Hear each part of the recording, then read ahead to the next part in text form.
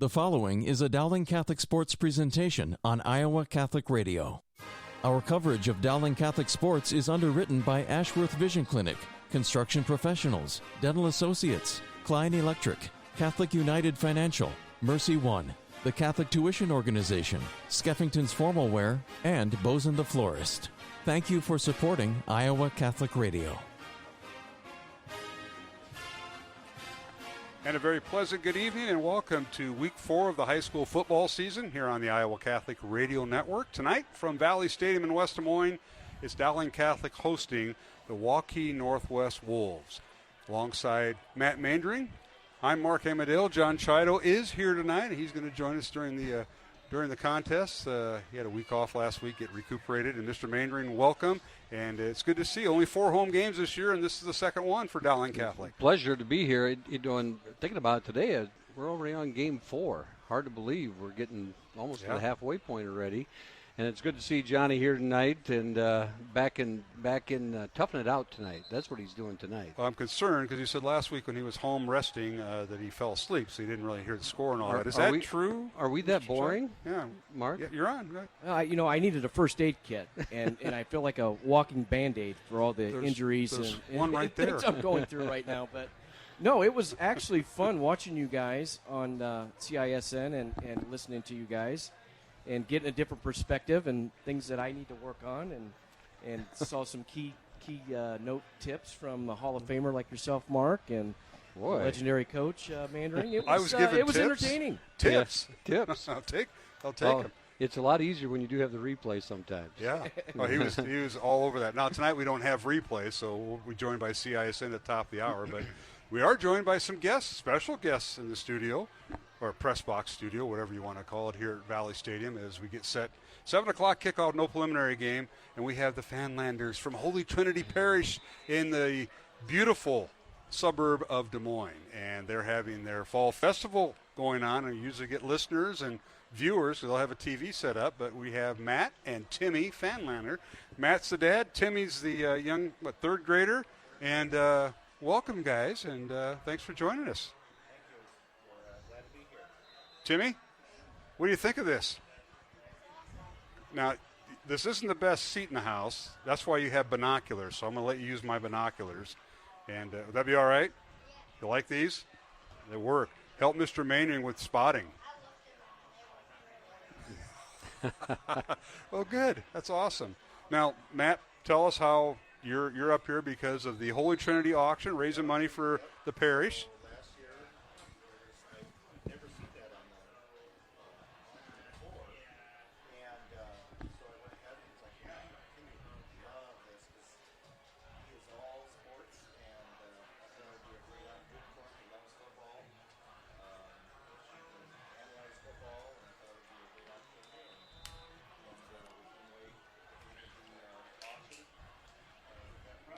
Now, if you notice the age of our broadcasting crew here at Dowling Catholic, some of us will be retiring, maybe before halftime.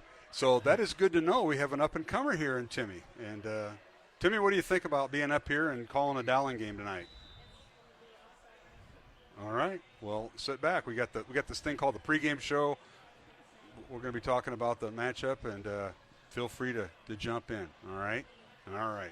Well, let's get back to the pregame show. Dowling 3-0 on the season. Mr. Mandring and Johnny, and of course taking on a Waukee Northwest team that is 2-1, lost their first game of the season, but has bounced back. And this is a game that you can probably circle because last year Dowling played Waukee Northwest twice, beat them during the regular season, and drew them in the playoffs, and that's a whole different deal. But a very fine team. But this is the first, as Coach Wilson and I discussed earlier, this is the first team Dowling's facing as a quarterback that's a dual threat, can pass and can run.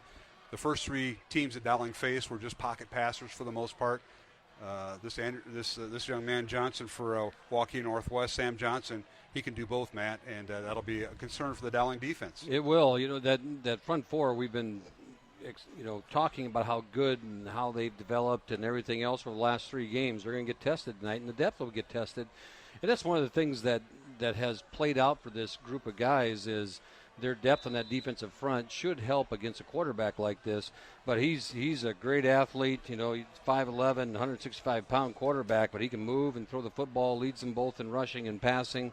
And so everything runs through him, but in the end, I think their defense is what's played really well. And so it'll be interesting to see how it's a different night, and it'll be a fun game. Yeah, you mentioned their defense, and they've got two pretty good linebackers, and I know Johnny will be he's all over this. Chase Lamb is back. He did not play last week in the Waukee Northwest win over Roosevelt. He's back at linebacker number 32, a captain, along with Harry Linen, who was our leading tackle. Those two guys make it very difficult, and they have a safety, number 16, Andrew Eastman. Very tough for the Dowling offense, minus their starting center tonight, who makes all the calls on offense. And, Johnny, your thoughts on the Dowling offense against this Waukee Northwest defense? Yeah, that's where Carter Smith's going to need to step in for Max Shelton, because what Max did is he was the coach on that offensive line. He made all the line calls, got everybody where they needed to be, stepping the right way, and that's very important, especially when you're going up against these linebackers like you mentioned, Mark, with Chase Lamb and Harry Linen. Harry Linen is a fabulous ball player. I've watched him play when he was a youth against us. I watched him be a 3-year starter at Waukee Northwest. Chase Lamb's another good linebacker, and those linebackers that can move like that, and they're quick to the ball, and they got that football IQ level. That's where it becomes really important to know where those guys are, identify where those guys are, and making sure that offensive line gets a hat on them. Sure. Well, that'll be the concern. And, of course, the weather, looks like we're going to miss out some of the rain. Matt, makes no difference. Field turf here at Valley Stadium. But we got some much-needed rain, not a whole lot, but enough to kind of move the dust around. Yeah, it's a little more humid than it was last week, and so that's something to think about. The temperatures down, though. It's just another great night for football. Going back to them defensively, they do different things up front with that 3-4-4-3 look, whatever, but everything is about keeping those linebackers clean, and they want to make sure that they can run to the football and make plays, and that's why they're their leading tacklers. So it's going to be, a test with Davis as much as he's been able to run. Ken Dowling find different avenues at times. And like you mentioned, it's being able to get to that second level, blocking that first level and getting a hat on those linebackers is what makes that running game successful. It is. And Matt made a great point there. And, of course, Johnny, you talked about the loss of Max Shelton. They think he'll be out pretty much the rest of maybe the regular season. Could get him back by week 9. We don't know. Had an ankle injury, and the severity of that varies. But Carter Smith, who was going both ways, played on the defensive line, actually had Dowling's only recovered fumble this year defensively, playing behind Isaac Beaver, but now he gets to be the starting center. And Carter is a 6'1", 220-pound junior, wears number 52, and, snaps to, out of the shotgun, little things like that. He did have a quarter and a half of experience last week, Johnny. You probably watched on the CISN, but that'll be a big challenge for him tonight. And I think the thing with Carter's a ball player, and he's going to get after it. And now that he has a week of practice under his belt and concentrating just on that offensive line and not having to worry about the defense so much this week because he's going to be the guy at center, I think that's going to be so helpful to him to be able to understand and what they're trying to do inside zone and different line calls and certain things like that. I think that week of practice makes a huge difference. It does, and he's surrounded by seniors. Yeah. And that's going to play out when you got Rockers and Freilich and Agos and Seymour around you. It allows him. He doesn't have to, think about these things all by himself because he's got some pretty a solid group around him. And the other thing is Waukee's defensive front is more built for speed than it is for size. They got the one kid, let me get his name right here, Stansberry, runs at 240, but the other guys are about 210, 220, so it's not overly heavy guys, but they're going to be quick guys, which plays for Carter pretty well, I think. All right, other games tonight we'll be monitoring here on Iowa Catholic Radio as there's quite a slug of games happening across central Iowa, and we'll try to keep you abreast of some of these. That includes Ankeny Centennial at number 1 Southeast Polk. Centennial ranked 10th, Southeast Polk ranked number 1. Johnston is at Ankeny. That's also a CISN game, and that'll be also televised in WHO TV 13. Valley at Waukee. That is also a CISN game. And Valley looking for their first win. They're 0-3. Waukee 2-1 ranked. They're tied for 8th in the rankings in Class 5A. And Ames at Roosevelt. Roosevelt, Dowling's next opponent next Thursday night. That game is at Drake Stadium tonight. And others we'll keep an eye on are Urbandale at Dubuque Senior and Davenport North at West Waterloo. West Waterloo is Waukee Northwest next opponent. Other games in Class 5A tonight. 3rd-ranked Bettendorf at Linn-Mar. 4th-ranked Dubuque Hempstead at Muscatine. 5th-ranked Cedar Rapids Jefferson 3-0 And they're at Des Moines East tonight at Williams Stadium. Those are all 7 o'clock kickoffs. So those are some of the games that are going on. We'll try to keep you abreast of that. Right now we're going to take a break, come back with head coach Tom Wilson. I caught up with him before tonight's game. It's Dowling and Waukee Northwest here at Valley Stadium. Glad you could be along. We'll be joining the CISN crew at the close to the top of the hour, so we'll have a simulcast going on then. For Matt Mandring and John Chido, I'm Mark Amadale, and the Fanlanders are here. Timmy and his dad Matt from Holy Trinity Parish, and a shout out to them because it is the Holy Trinity Fall Festival. So we'll return with more pregame after this 1 minute break here on the Iowa Catholic Radio Network. The on-air portion of the Iowa Catholic Radio Fall Fundraiser starts Monday, September 25th. Be sure to tune in for local and national guests with inspiring stories about the positive impact of Iowa Catholic Radio as we seek to be fully funded for the remainder of 2023. But you don't have to wait to pledge. Call 515-223-1150 or donate now at iowacatholicradio.com. Your gift will be matched dollar for dollar. Thank you for supporting Iowa Catholic Radio. Support for Iowa Catholic Radio is provided by Ashworth Vision Clinic. Complete eye exams, contact lenses, glasses, glaucoma testing, and urgent eye issues. 515-440-4610. ashworthvision.com.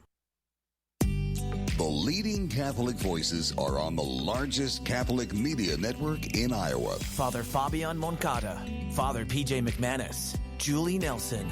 You're listening to the Iowa Catholic Radio Network.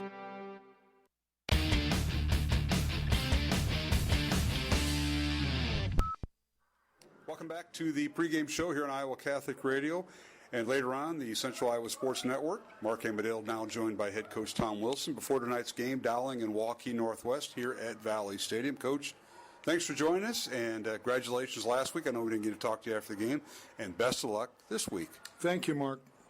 Well, Coach, what a game it was last week as we kind of go back and the victory over Ankeny, 35-14. You got out to a 21-0 lead at halftime. You scored on 6 of your 7 possessions in the contest, and the only possession you didn't score on was the fumble that you had in the second half. But at halftime, everything's looking pretty well, and you put up over 400 yards of total offense. You got to be happy with a lot of aspects of the game. I know there's some negative parts that I'm sure you'll get to, but what a game it was for the Maroons to get that third win. Yeah, we're obviously always happy to get a win and get a win like we did. I thought our kids gave great effort and we played hard. It was a physical game and I'm sure at times not very fun to watch because we ran the heck out of the ball and that was really part of the game plan for us. And once we got the lead, we just kept running the ball, which would milk clock and things like that. But I thought the kids did a good job and defensively for the most part had another good night. No question, Coach. 4 touchdowns, a couple of field goals, and you rushed the ball for quite a few yards. I mean, Rashad Davis, and that has a lot to do, as he said later, about the offensive line. 36 carries, 242 yards for that young man, and 3 touchdowns, and a 2-point conversion that he put through. So it was quite a night for him, but he laid everything on the line about his offensive line. Well, I'm glad he did. To be honest with you, him getting 36 carries is probably about 14 more than I want him to get, but it's what the game called for. I mean, Smid came in and gave us some quality carries. Dante had carries, so it was just a night to run the ball. And, we did make some plays in the pass game with Curtis Horace and Hank Brown, which was good to see. But the offensive line continues to get better. I thought Will Leifker took a step forward in the run game as a tight end. And, some of the times those fullbacks don't get much attention. But, Ian Middleton and Jackson Miller, I thought really did a nice job. And no question. I know Coach Maynard was talking about the Ian's blocking schemes at key points, and I'm sure you saw that all week. As I mentioned, you led at halftime, 21-0 over Ankeny last week, but the second half started out with a defensive play and a defensive stand as Ankeny took the ball, the opening kickoff of the second half, and went 80 yards on about 18 plays. But they got all the way down to the one-yard line, and the Dowling defense held. You turn around and you go 99 yards with your offense in 15 plays. That was quite the third quarter, Coach. And I know you've getting off to slow starts in the third quarter, like a couple 3-and-outs in the first few games of the year. But that was quite the defensive stand, and your defense stepped up once again.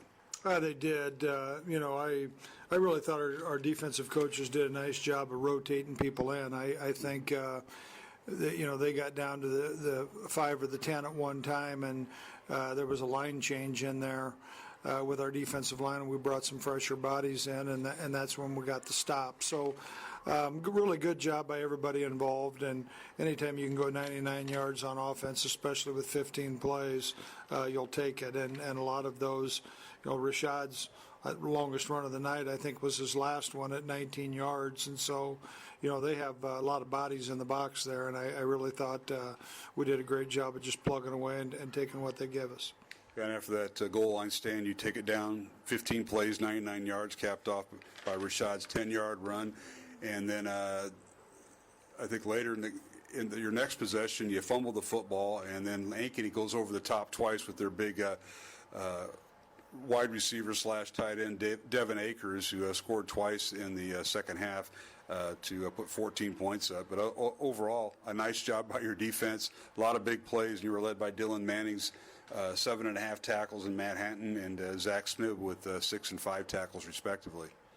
Yeah, Akers is a handful, and really we felt like we were doing a nice job against him, and he got behind us on the one with the long touchdown. The other touchdown, we have people right there, and he just goes up above us, and when you're 6'6", there's certain advantages at some things, and that's one of them. But for the most part, I thought our kids played hard, did a good job. There's the little things, I think, is really what we've got to do better. We jumped off sides a few times, which let them to extend the drive that you were alluding to earlier, where they went to 80 yards, and we hit the quarterback late once on a 4th down that let them continue a drive. And so it's those types of things that we've got to take care of, or they're going to rise up and nip you in the end.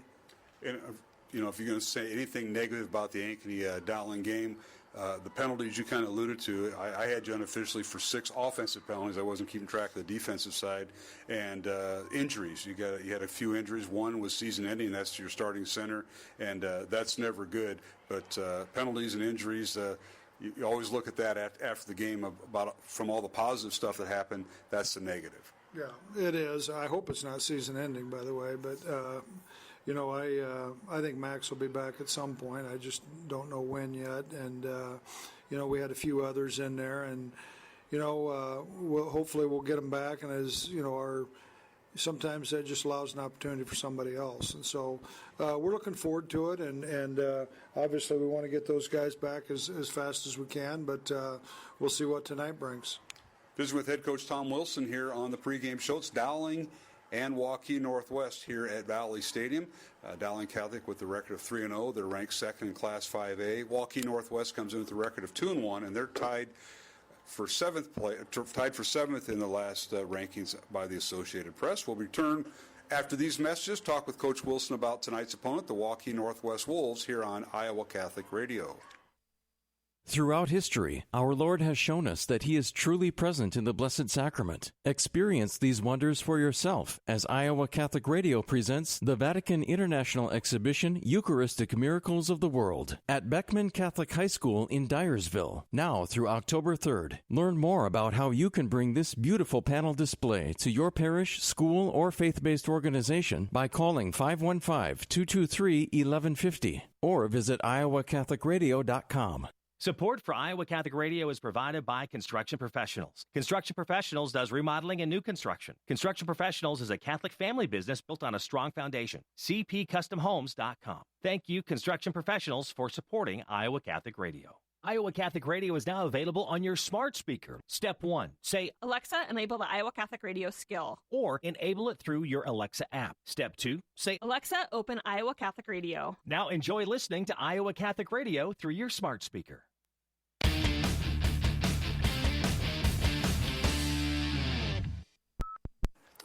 Welcome back to the pregame show here on Iowa Catholic Radio.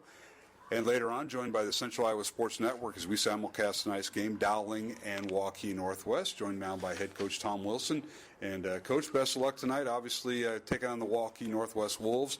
Record's 2-1. They're not a bad team. They won their first 2 games, and of course they had their inaugural battle with Waukee. The first time those 2 teams met, but this is only the 3rd year of the school, and it'll be the 4th time you're meeting Waukee Northwest because you played them twice last year, regular season and playoffs. Yeah, a good football team. I think they're well coached. They're schematically they're not a ton different than what they were a year ago, and I think their kids play hard. I think the win over Waukee is a good win. I do think Waukee is a good football team. We saw them in the scrimmage, and they got beat by Johnston, and then they put it to Roosevelt last week. So I think a good football team, and it's a team that we're going to have to play well against to be successful.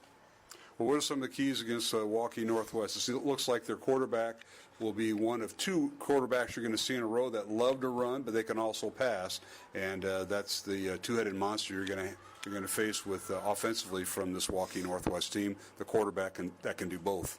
He can, and we faced him a year ago, and the way we beat him a year ago was really at the line of scrimmage, and we're going to have to do the same thing again. And I think they've played fairly well up front. The quarterback is their leading rusher. Obviously, you start preoccupying yourself with him running the football, and obviously still has the option at times to give it to the running back, and then they'll beat you over the top. So, we're going to have to play well and be disciplined, and the quarterback's a tough kid, and hopefully we can contain him a little bit and go from there. And we're talking about Sam Johnson, the senior quarterback for Waukee Northwest. And, of course, the leading ball carrier besides him is Ryan Woodruff, a sophomore, who's in the lineup because their starting tailback going into the season, Will Koenig, broke his hand, and he should be returning here later on this season. So you have that to deal with. But over the top, as far as receiving, Maverick Inman, number 84, is their leading receiver, and Will Retz, another leading receiver, number 3. So you got a couple guys that when Johnson has time, he likes to throw over the top. Taller, longer guys. So that's a little bit of a challenge. Now they're not 6'6" like Akers, but they're 6'1", 6'2", and have done a good job. And really, that's what got them back in the game versus Waukee, is they were able to beat them over the top a time or two, and obviously you parallel that with Johnson running the football and things like that. It keeps you on your toes. So I think our defense is looking forward to that matchup, and obviously we're going to have to deal with their offensive line as well. They have some good players there, and I think it's a challenge our kids are looking forward to. And then defensively for Waukee, they'll throw some different fronts at you, as you know, but they're led by their linebackers, and one of the better ones is Harry Lynham. I remember his older brother playing for Waukee not too long ago, and Harry's their leading tackler. He and Chase Lamb, who's back, he didn't play last week against their win over Roosevelt, but those 2 linebackers make things go defensively, make the tough going. So rushing game for Dowling might be, they might want to try to take that away because they got 2 guys at linebacker that can do that, and the safety, Eastman, is their 3rd leading tackler.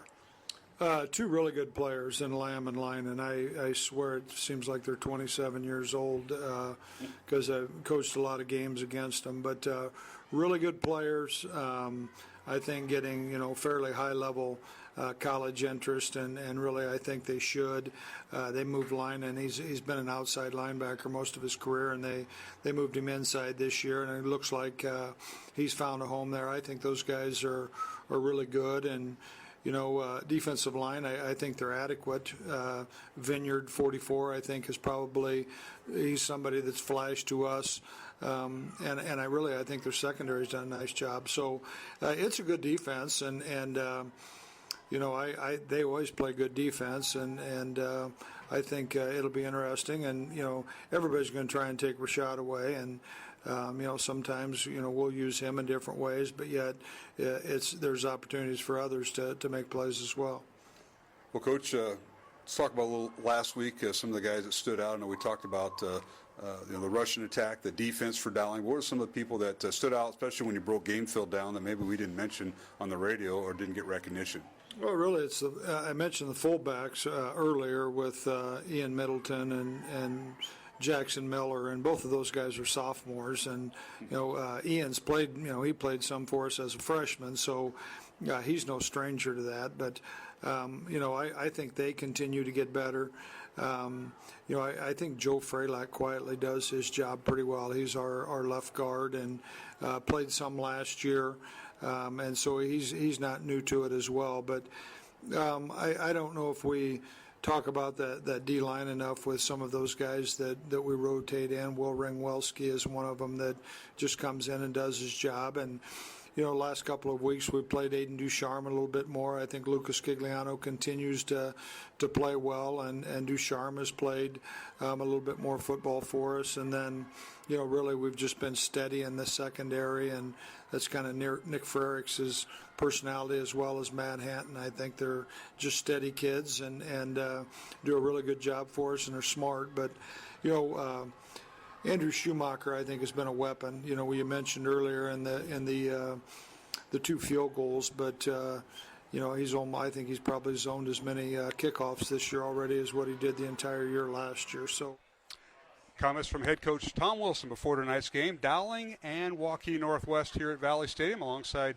Matt Maindring and John Chido and Mark Amadale. We have the Fanlanders in here, and we'll take a break and come back with more pregame from Valley Stadium. Kickoff at 7 o'clock, Dowling and Waukee Northwest here on the Iowa Catholic Radio Network. Well, as a teenager, I didn't really see how relevant religion was in my life. In my early 20s, I began to look at other faiths. Well, I understand as a Catholic that the things that I was given at a very early age, those things never ended. They're still with me. That's what drew me back. Because the Catholic Church is worldwide, there are so many different types of people that come to the church, and it's a place where I feel accepted for who I am. I'm where God wants me to be, and I feel like my life can be used for what He wants now. And when I came back, I said, Lord, you were waiting for me the whole time with your arms open wide, and I have come home. If you've been away from the Catholic Church for whatever reason, we invite you to take another look. Visit CatholicsComeHome.org today. Hi, this is Dr. Dan Ryan, president of Dowling Catholic High School. Welcome to another season of exciting Dowling High School football. We are proud to be partners with Iowa Catholic Radio, not only broadcasting football, but also being partners in preparing Christ-centered leaders for life. Go Maroons. Hello, my name is Father Reed Flood. Let us pray together for the coaches, players, and trainers for this athletic competition this evening. In the name of the Father, and of the Son, and of the Holy Spirit, amen. Heavenly Father, we thank you for all your gifts. We ask that you bless all those involved in this athletic competition this evening. We ask that you keep them safe, and that they show good sportsmanship. We ask this through Christ our Lord. Amen. Saint Sebastian, pray for us. In the name of the Father, and of the Son, and of the Holy Spirit. Amen. KWKY Des Moines, K233BT Des Moines, KIHS Adel. And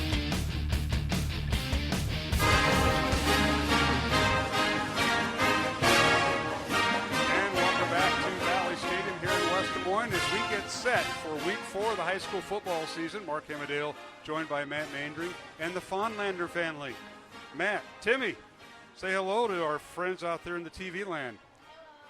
There you go. Matt, thanks for being here. And you got some shout-outs before we get going. Who's the family? The Doc's listening, right? Just want to say shout-out to Timmy's third grade flag football team. We have a game tomorrow morning at 9 o'clock. We're off to a good start. And there are 13 on the team, 10 HT kids, 2 from St. Pius, and 1 from St. Joe. And we've got 2 other dads from HT helping out, and the 2 dads from St. Joe, and the dad from the 1 dad from St. Joe, and the 2 from St. Pius helping out. So it really makes things go well. All right. Well, that's you just did it, and it's a Catholic football league. Want to make sure of that, right? Yep. There you go. Mr. Maynard, you're about set for football. The teams are on the field. We're about ready to kick off. You guys ready to enjoy this? You bet. All right, let's go down to the sideline. That's where John Chido's at. We turn around and do an about face. Johnny, give us an update on the sidelines. Well, it's starting to come down a little bit rain-wise, so it's kind of just drizzle, and then it's some heavy drops, and then it goes away, but then it starts up again. So I think you're going to get that throughout the night, and that is going to affect the football and things like that, but both teams got to play through it. And other than that, Mark, the conditions are great. That's great. And so are you. You sound good, Johnny. Yeah. Thank you. You really do. No quick movements by you down there now. No. I'm trying to move as little as possible. Awesome. Well, we got our sideline guy back. That's John Chido, officials on the field, and we should introduce them because they'll be a big part of this game. Scott Brown is the white hat. He is the referee tonight, along with Philip Boffman. Jim Wilson, Alan Dries, and Kurt Renaud are our crew tonight. Dowling and Waukee Northwest. I'll tell you what, man, not a bad night. I know we got the drizzle, but there's no wind, and our current conditions, 72 degrees, northwest wind at 5 miles per hour or less, as the flags are not moving at all, and the humidity up there at 70%, so a little humid for week 4. It is a little humid, and Dowling's going to start off with the football, but all in all, it's another great night. So it's we're ready to get things kicked off here, and this should be an exciting football game. Certainly should. We want to thank Sean Ingracia and the folks from CISN, Jennifer Phelps running the stadium scoreboard, Pete Tarpey, A.J. Laporte, Rachel Hawley, all those folks on Iowa Catholic Radio. And back at the studio, we've got the Wilkins. We appreciate that. Found out we had a mic that wasn't on. We got that all fixed. And we're about underway. It's kickoff, fielded by Dowling at the 7, and the Maroons will have a return. Don't have too many of them on the air. It's fielded by one of the return players, is Zach Smith, who we haven't seen a lot of returns this year because both kickers can kick in the end zone, but Dowling will have it.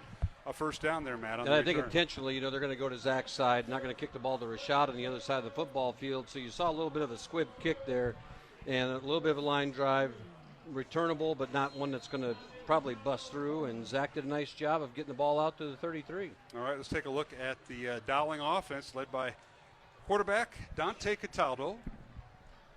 He wears number 2. Dowling going right to left, wearing the maroon home jerseys, white pants, and he fakes the handoff to Rashad Davis. Now a sprint out throw, and it's caught on the far sideline by Hank Brown, and he's out of bounds. It looks like he's near a first down. That's right. Yeah. First down. Timmy, you're doing a great job with that. I love it. You know, a little bit of a trick play there. You know, they did the read option, and then Dante takes off around the right side, and Hank lays behind the line of scrimmage. He flips it out to him, and for all intents and purposes, it looked like Rashad Davis was going to get the football. Ends up flipping it back over to Hank for a first down. The ball is at the 44-yard line. Question is it a lateral pass or not? It is the 44-yard line. Thank you. All right, the Maroons now with a 1st and 10 after getting a great start on that. You know that they're looking at Waukee Northwest and their linebackers, and they fake the handoff to Rashad. Now Dante's got to scramble, and he's got some room down the far sideline, and finally slips out of bounds inside the 50 down to the 48-yard line of Waukee Northwest. You saw it there. Stansberry and I believe it was Kennedy were in the backfield, and Dante was designed roll out to the left. And he had to change course because he did have the pursuit on him, and he just outran it and turns a negative into a positive for the Maroons. They're going to spot him out of bounds at the Northwest 49-yard line, so he picks up 7 yards, does Cataldo. 2nd down, 3 underway here in the first quarter. Dowling and Waukee Northwest, 2 top 10 teams. First 4 games have been against top 10 teams. A little swing pass, and it's caught. And getting it down to the 45-yard line is receiver Curtis Horace, and he gets the first down, Matt, at the 45. Yeah, just a quick little play, and that's one of those plays that's in your playbook for just that situation. You need 4 yards, 5 yards, whatever it was, and well executed by the Maroons, but well defended by the Northwest. So Maroons now with the 1st and 10 from the Northwest 45, and they give it to Rashad Davis, first carry of the night, and he finds a little bit of a seam inside the 45 down to about the 42. May have picked up 3 yards, and you know with those linebackers of Waukee Northwest, Lamb, Lynham, and of course Lindholm and Hunter Smith, who we didn't talk about too much, so they're going to make it tough for Rashad. They are, and you see Maroons doing a little tempo right now. Now here's a high snap, but Cataldo has it. Give to Davis trying to go near side, and he finally was run out of bounds. Maybe about a yard gain down to the 41-yard line. Good job by the Waukee Northwest defense. The Wolves, who come in with a record of 2-1, doing an outstanding job putting Dowling in a 3rd and long. Great pursuit there by Chase Lamb, and Austin Ort coming up from the right side there, not to extend that to the sideline, and Chase Davis out of bounds, creating this 3rd and long situation. Let's go with a one-back set. That's Rashad Davis.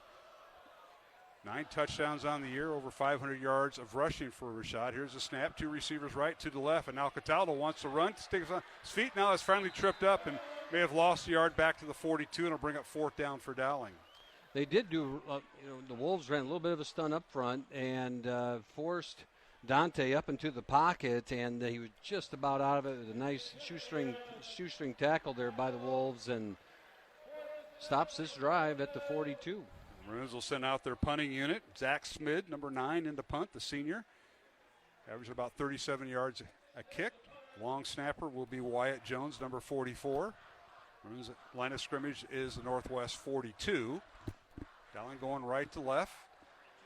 Kicking into a very slight wing. Good snap and gets it away. Smith does. And takes a bounce and finally is down after a touchback into the end zone. So he got too much of a line drive. It's 1st and 10, Waukee Northwest from their own 20-yard line. Let's bring in John Chido from the sideline. Johnny? Well, the offense don't like the drive stalling right there, especially starting with good field position, Mark, and they're able to do some nice things early on in that drive and convert a 1st down. But I think that 2nd down play that the Waukee Northwest linebackers able to string that to the sideline was a big play for them. Yeah, no question about it. Now on 1st down, the Wolves with it, and right up the gut they go. They get the ball on the ground, and that's their sophomore running back, Ryan Woodruff. He took over for Will Koenig, who was injured, and he may be coming back later in the year, as Sam Johnson, the quarterback. And they're going to go a little tempo here, Matt. 2 receivers to the right, 1 to the left. Quarterback, Sam Johnson for Northwest. He fakes the handoff and fires it to the far side to his leading receiver, Maverick Inman, number 84, a junior, and it's incomplete. Yeah, they're deciding to do a little tempo as well, make this defense move and adjust, and a little quick hitter out to the outside there, a little high through his fingertips, out there testing Jake Kruger right away, and now we've got a 3rd and long going the other way. 2 tight ends and 2 receivers, 1 on each side of the football, and Johnson will fake the handoff. He's hit and dropped, but he gets the 1st down. He crosses the 30 up near the 31-yard line, gain of 6, and that's where the Maroons have not seen a quarterback this year that can run and pass. And it's run first for Northwest and then pass, and we saw the effects there. And he runs with his shoulder pad level low. That was an impressive run. He finished that run, knew how far he had to get, and put his shoulders down, squared up, and barreled through the Dowling tackler. 6-yard run, 1st and 10 with Northwest from their own 31. Back to throw Johnson, looking over the middle. The pass is picked off, intercepted at midfield, and finally dropped in the secondary as Dowling comes away with the pick, and that's Parker Pearson stepping right in front of the intended receiver. Matt? Parker Pearson, who hasn't had many snaps defensively this year so far, comes in and makes an impact play right away there on the edge and stepped right in front of it. And Sam Johnson stayed on that read the whole way and threw it right to him. Yeah, for Johnson, that is his 7th interception of the year. And we'll get our comment here because I told you this is going to be a quick game. The teams are up-tempo, and Dowling with the 1st down at their own 48-yard line. Just under 9 minutes to play here in the 1st quarter. Back to throws Cataldo on the play action. Fires out. It's caught on the far sideline. And staying in bounds is a wide receiver, and that's Zach Smith. And he's finally run out of bounds after picking up a 1st down. And a penalty flag on the backside of this, I believe. Yeah, they're going to call for a late hit out of bounds. I think they called him out of bounds, that he stepped out of bounds early, but Zach kept running. And they ended up knocking him out of bounds. So there's going to be something. That was Curtis Horace. Horace on the catch. Yeah, Horace on the catch. And let's see where they're going to put that at, because Curtis stepped out of bounds. They're saying right about the 30-yard line. Yeah, they're marking it off from the 28. So that's a 22-yard reception. They're going to tack on 15 more on the late hit. And that's a tough one for any team to do, Matt, because if you step out of bounds and the whistle start blowing, the defense stops. And we saw that a little bit last week. They didn't react quick enough. Yeah. So first down Dowling at the Northwest 23-yard line after the personal foul penalty. And the handoff goes to Rashad Davis right over right guard and slings it down inside the 25 down to about the 23-yard line. They are focused right there, and that was Linneman getting off the bottom of the pile there, or Linen, I should say, getting off the bottom of the pile, and they've got all eyes on Rashad Davis. And, they were working all week trying to limit him and making sure he doesn't bounce out of those blocks and runs. Tonight's game on Iowa Catholic Radio brought to you in part by Ashworth Vision Clinic, Construction Professionals, and Dental Associates. High snap, but Cataldo has it. He'll keep it as he'll go right up the gut. He fouled his right guard and right tackle and gets it down to the 20-yard line for a gain of 3, and it'll bring up 3rd and 7.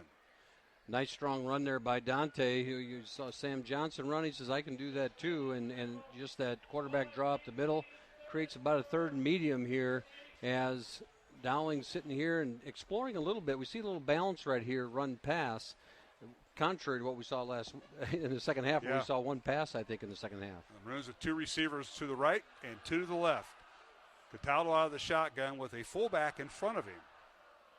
Northwest staying in a 4-man front. Here's the snap and quarterback draw. Cataldo fouls the center, spins out of a tackle and gets down inside the 15 to the 14. And he picked up just about 6 yards. It'll bring up 4th down and short.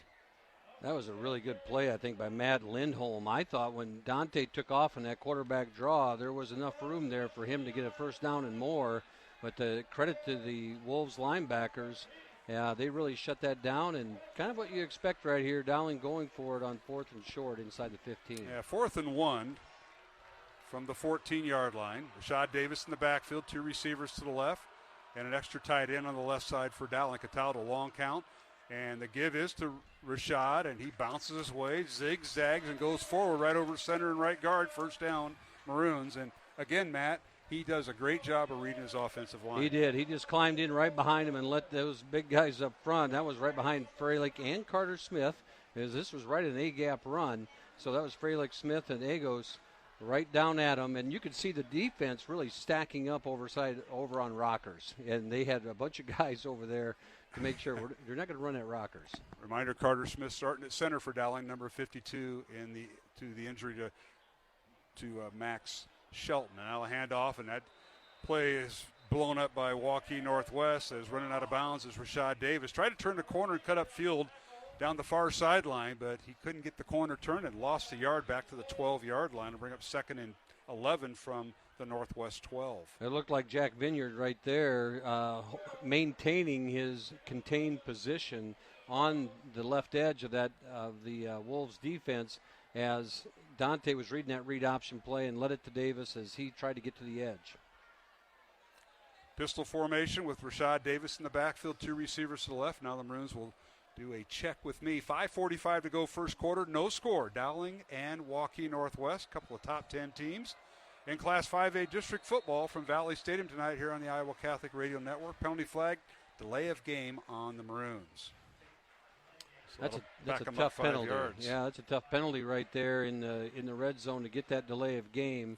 And so now you've got a 2nd and 15, 2nd and 16 situation here for the Maroons. Dowling in the Bozen Flores red zone. Say more with Bozen online at bozen.com. 515-244-ROSE. It's 515-244-7673. In a situation like this, Mark, you're really looking to pick up about half of it if you can. Curtis Horace at the top of your screen if you're watching on CISN. 3 receivers to the left. And a Cataldo, a fake, and he'll keep the football inside the 5. Touchdown, Dowling Catholic and Dante Cataldo on a 2nd and 16, scoring from 17 yards out. Well, forget what I said. Why don't you just get it all? Just get it all. And, great read again by Dante as the whole defense is moving to Rashad Davis and been on the play. Plus, they thought it was going to be a passing situation. And Dante saw the isolation in the middle of the field and made him pay. That is a touchdown. That's right, Timmy. Touchdown Dowling. Now the extra point by Schumacher as we will go to break. The hold by Jepson, ball down, and the kick is up, and it is good. So Dowling scores the first touchdown of the night. And with 5:12 left to go first quarter, Dowling leads it 7-0 over Waukee Northwest. We'll be back to Valley Stadium in 1 minute here on the Iowa Catholic Radio Network. Did you know you have a choice in your child's education? Smaller class sizes, dedicated teachers, a sense of community, and a caring learning environment. Whether it's in the classroom or at home, Diocese of Des Moines Catholic Schools deliver the best value in education, and we offer tuition assistance to help you afford it. Learn more about how the Catholic schools in the Des Moines Diocese might be the right choice for your child. Visit dmdiocese.org/schools. Support for Iowa Catholic Radio is provided by Dental Associates, addressing your smile needs and dreams. 515-225-6742. Des Moines-DentalAssociates.com. Thank you, Dental Associates, for your support of Iowa Catholic Radio. The leading Catholic voices are on the largest Catholic media network in Iowa. Kelly Mesher Collins, Deacon Mark Campbell, Matt Wilcom, Deacon Tony Valdez. You're listening to the Iowa Catholic Radio Network.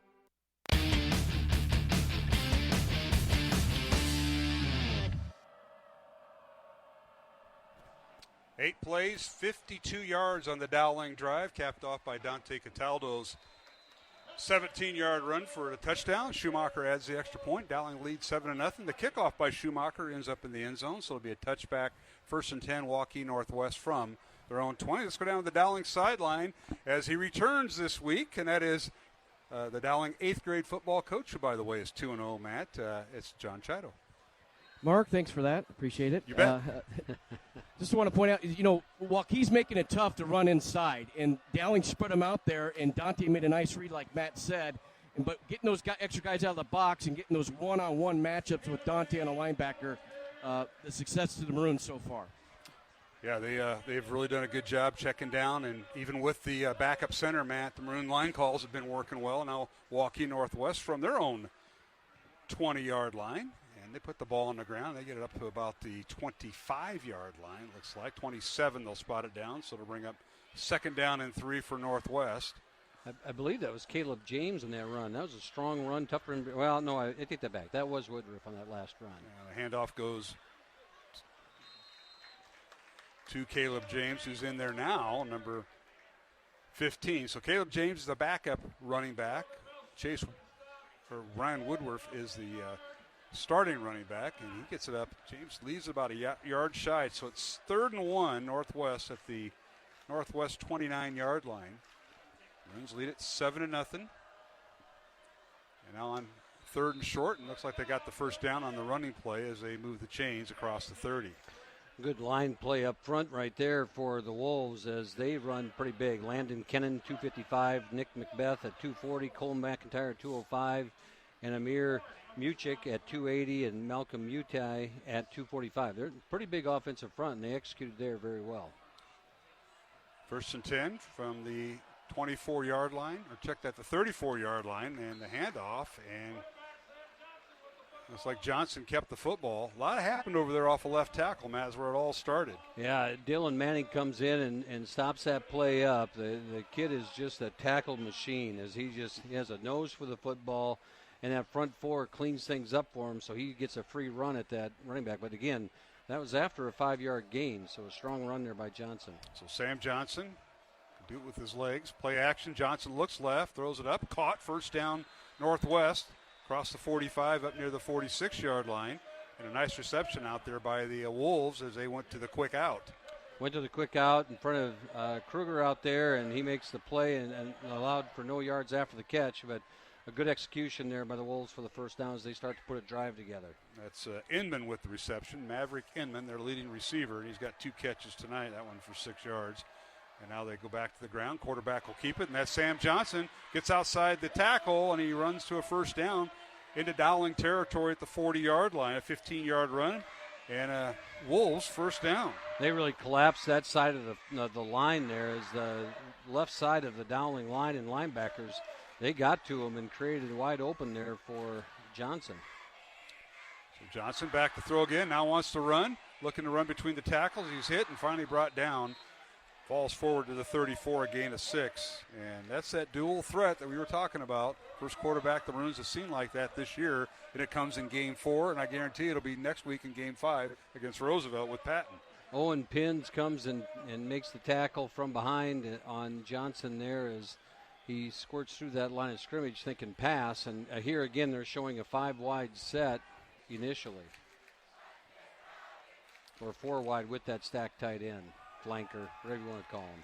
Ryan Bobo, Isaac Beaver, his twin brother Mason Beaver, and Kiwi Fort, the front four for Dowling. Here's the snap. Johnson looks over the middle, throws into the end zone. He's got a man open. He throws over the top. Caught. Touchdown.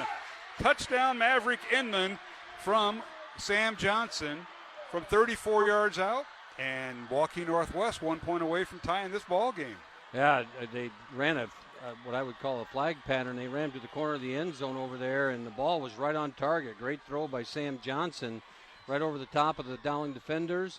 And they responded in a hurry. And here we have the swinging gate. Yeah, they run the swinging gate. They'll bring in to hold eventually. Will be number 13, Julian Sweeney. He is the backup quarterback. And Aiden Goosefaw for the extra point. Ball down, kick is up. And the kick is good. The snap by Chase Lamb, the starting linebacker. So we're tied up at 7. Dowling and Waukee Northwest. 2:08 to go, first quarter from Valley Stadium in West Des Moines on Iowa Catholic Radio and the Central Iowa Sports Network. Known as the Apostle of the Impossible and one of the Church's most beloved saints, Jude Thaddeus is revered for his unwavering dedication and steadfast faith, inspiring people since ancient times to seek his intercession when faced with seemingly hopeless adversity and need. You can experience St. Jude's transformative presence Tuesday, September 26th at St. Francis of Assisi in West Des Moines, when the arm of St. Jude will be on display for veneration. Details at iowacatholicradio.com.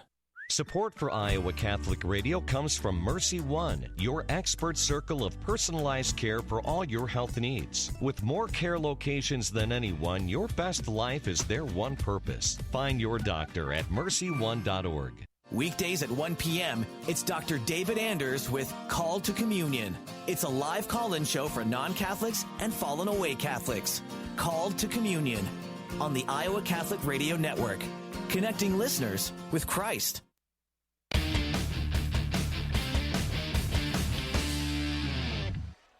Hey, we're back here at Valley Stadium. We're tied at 7, Dowling and Waukee Northwest, as the Wolves go on a drive that went 80 yards and capped off by touchdown pass from quarterback Sam Johnson to Maverick Inman from 34 yards. Northwest kicking off and into the end zone, so Dowling will have the ball first and 10 from their own 20. And John Chido, we'll go down to you after this play as Dowling with the first down from their own 20. Dante Cataldo in at quarterback, read option. He'll keep the football. Dante around left end, looking to cut upfield, does, and finally falls forward across the 25 to the 27-yard line. He'll pick up 7 or bring up second down and 3. Johnny? Well, that was just 4 go routes by Waukee Northwest, and it seemed like we were in man coverage, but for whatever reason, I don't know if our corner thought that the safety had his guy because he kind of stopped and let him run by him, and when you allow that just extra separation, Sam Johnson put it on the numbers for that receiver to catch and get him for the touchdown. Yeah, he certainly did, and good point, John, is Dowling now with the football on a 2nd and 3. Pistol formation, they'll fake the handoff to Rashad Davis. Cataldo will take it, and he won't get anywhere. He tries to run to his right, cuts upfield, and may have lost 2. He did. Right now, Waukee is putting essentially a 5-2 defense in there right now. They got 4 guys with their hands on the ground, and then a walk-up end on one side with the 2 linebackers open, Linen and Lamb. And here on 3rd and long, then now they only have 4 guys up front, but they're basically going to try and stop the run.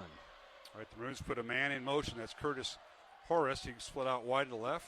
Northwest showing blitz from the right side. Back to throw. Cataldo looks left and fires it out. Caught by Horace. First down, Dowling across the 35 to the 36-yard line. A gain of 11 and a big pass play. Horace got loose, and that's one of those timing plays, and you can see Dante get back, set up, and plant at pure timing. That's one of those things that's repetition in practice, and he hit him right in stride, a little bit low, but it's a guaranteed first down.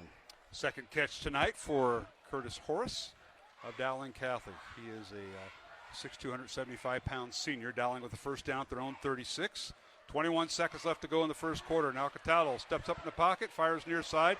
Wide open is Will Leifter, the tight end, and he's rumbling down the field, needs a block. And finally knocked down inside the 30 to about the 23-yard line. There's a name we haven't called much, the big tight end Leifter. Yeah, we were down in practice the other day, and I said, Will, it's about time we call your name on Friday night. Here we go. And then there was a great job, great pickup, first of all, by Rashad Davis. Picked up the blitz, allowed Dante to slide out, and then Dante had, Leifter standing there all by himself, and Leifter turns it into big yards. Certainly does. First down, Maroons at the Northwest 23 yards. And that is the end of the first quarter. So we made it through one quarter here on recognition for the bands tonight, right, Mr. Mayor? Yeah, we had before the game tonight, we had what we call the all-school band, where all of our parochial schools come together and come out and play, and they warmed us up. They got us going.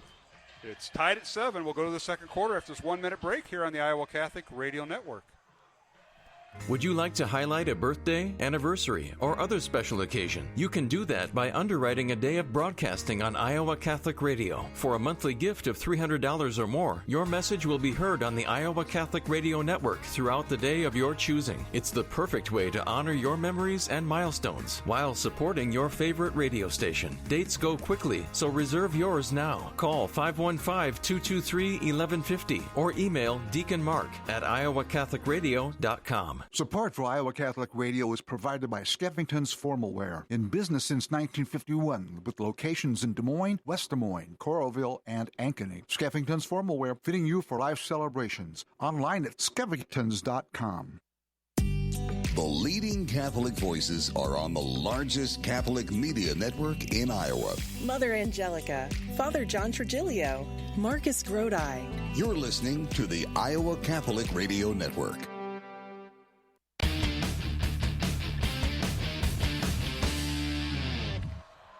And we're back here at the second quarter. Dowling and Waukee Northwest. Maroons come out and they fire a pass out in the flat. It's caught. And is that Middleton on the reception? Yeah, it was Ian Middleton on the reception. It is. And I think it was Linen. He came out of the linebacker spot like a bullet and took him down. And really nice tackle out there, limiting that to just a 1-yard gain. It was all set up right before the quarter. Will Leifter with a 41-yard catch. That's his second catch of the year. And gave Dowling great field position. So now it'll bring up second down 9 for the Maroons on the Northwest 22-yard line. Mark Amadeo, Matt Maindring, along with John Chido on the Dowling sideline. The Maroons approaching the Bows in the Flores red zone. The handoff to Rashad Davis. Cuts outside, down the far sideline. And he stepped out of bounds, but did he have enough for the first down? He's near a first down inside the 15, down to about the 13-yard line there, Matt. Hard to tell right now where they're spotting the ball. It looks like a first down. So that's the first time Rashad's really gotten loose, and he was able to go to that left side, get outside the hash, and sprint to the edge and gets first down. First and 10, Dowling. The ball at the 12-yard line. 9-yard run for Rashad Davis. And Maroons will have one receiver split out wide to the left or at the top of your screen. That's Curtis Horace, number 3. 3 receivers at the bottom or to the right. Dowling going left to right, north to south here in the second quarter. They fake the handoff to Davis. Cataldo with it. He just dumps it off. It's caught, and that is Trey Wilson on the reception, and he's near the 5-yard line before being run out of bounds. Good to see Trey Wilson back out there after last week. Wasn't it just last week? We thought maybe he would be out for an extended period of time because of his shoulder, but he was able to work his way back in and makes a nice reception right there. That's the second time we saw that play where they do that little read option in the backfield and keep the split end out there and flip it out to him. And a nice gain there for the Maroons. So a 9-yard reception by Wilson brings up second and 2 Maroons from the Northwest 4-yard line. Tied at 7, underway here in the second quarter, 10.5 minutes left. 2 receivers left, 1 to the right. Back to throw Cataldo, looks to Wilson, now dumps it off to Rashad Davis, incomplete. Kind of led him a little bit. Nice defensive play that time by Northwest as they had the extra man in there. The cash linebacker, Matt Lindholm, was eyeballing Rashad. He was, and they had, in this goal line situation here, they got 6 guys up on the line of scrimmage, and they were manned up on the edge, and that let the 2 linebackers run to the football. One of them's matched up with the running back, and he executed his responsibility in that play because everybody's in man. All right, pistol formation for the Maroons. Middleton, the fullback, lining up right behind the left guard and tackle.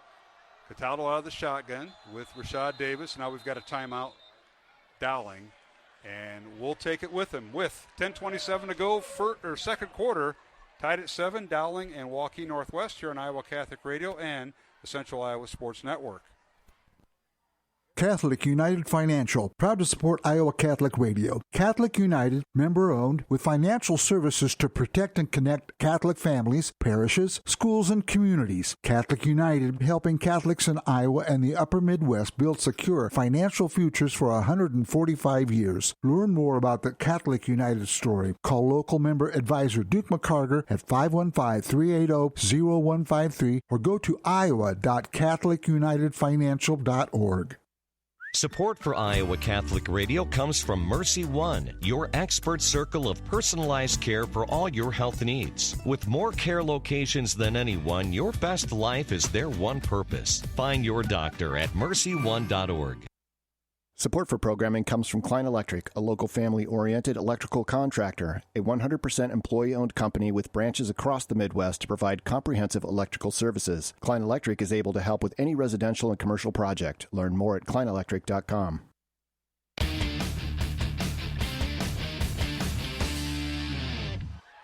Back at Valley Stadium, here's a pass to the end zone. Touchdown Dowling as Dante Cataldo faked that he was going to run with the football in a quarterback draw, and he lobbed it over to his receiver. That was Leifker out there. It's the tight end Leifker, yes. Yeah, it said your first touchdown is going to come at an important moment, and there it was for him.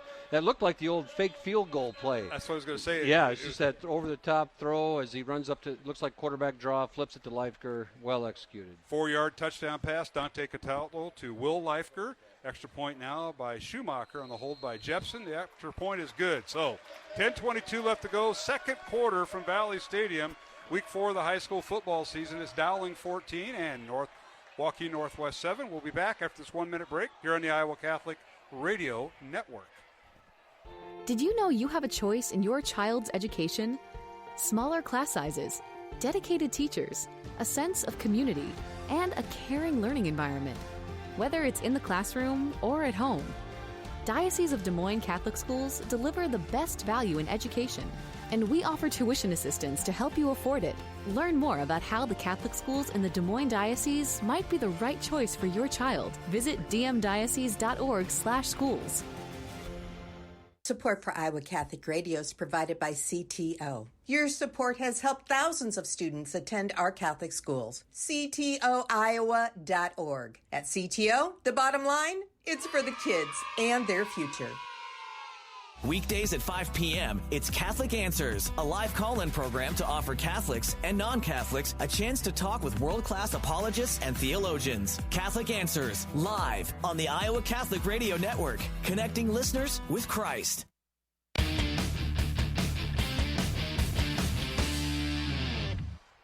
And we're back here at Valley Stadium. Here's the kickoff by the Maroons, and now it's the ball's fumbled, loose. And Dowling's got it.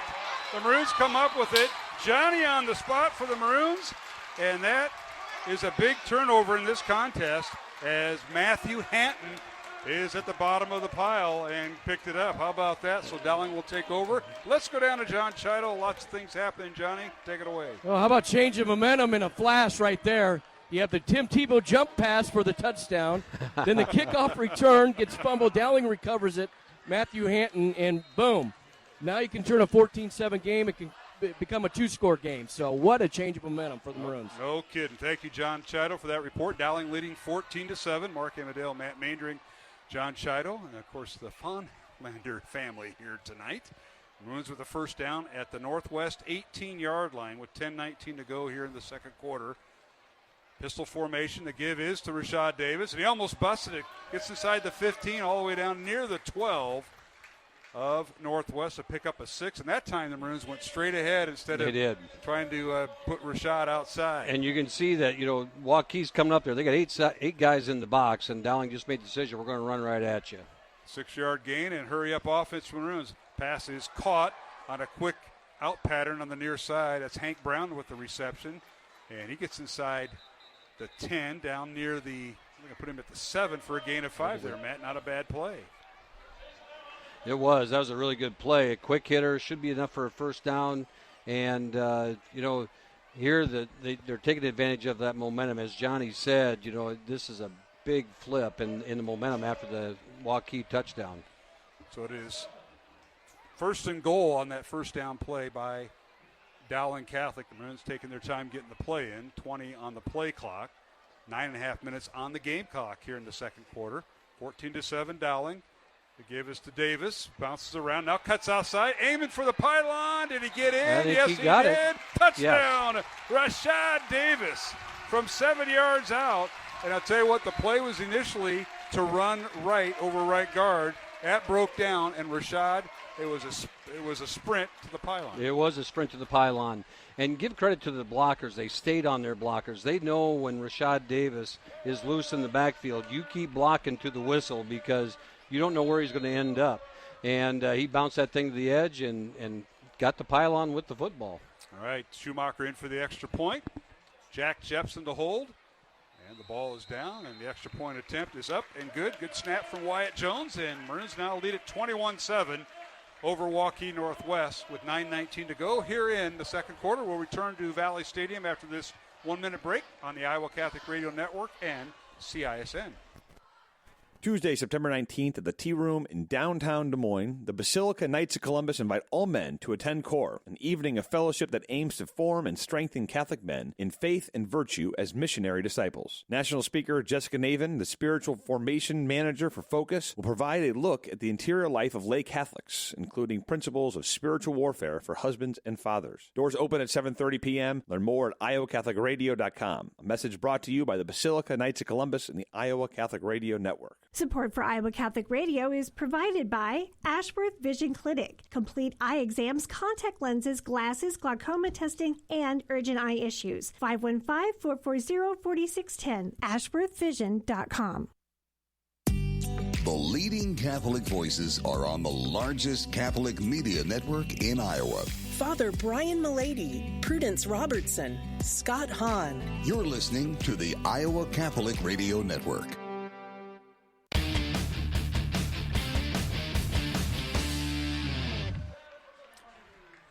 And we're back here at Valley Stadium. Dowling scoring 2 touchdowns in consecutive possessions. Leifker on a 4-yard touchdown pass from Cataldo. The Maroons recovered recovered a fumble, a muffed kickoff by Matt Hanton, and then Rashad Davis goes in from 7 yards out, and it's Dowling leading 21-7. Mark Amadale, Matt Maindring, as the kickoff by Schumacher goes out of bounds. Northwest will start 1st and 10 from their own 20-yard line, and Johnson now, the handoff goes to the tailback, and he's trying to cut outside and finally sprung down, and that's really put momentum in the Maroons. Ryan Woodruff was the ball carrier. You can just see Dowling flying to the football. And let's go down the sideline where John Chido's at. Johnny, can you confirm that? Confirm what, Mark? That the momentum has gotten on the Dowling sideline, because you can see it in the. It's a totally different atmosphere. I mean, just in a change. In a snap of your fingers. I mean, it's just amazing how it changes like that. Here's a quick out pattern that time. Will Retz, his first reception tonight for Waukee Northwest, makes the catch. Thanks to John Chido for that update.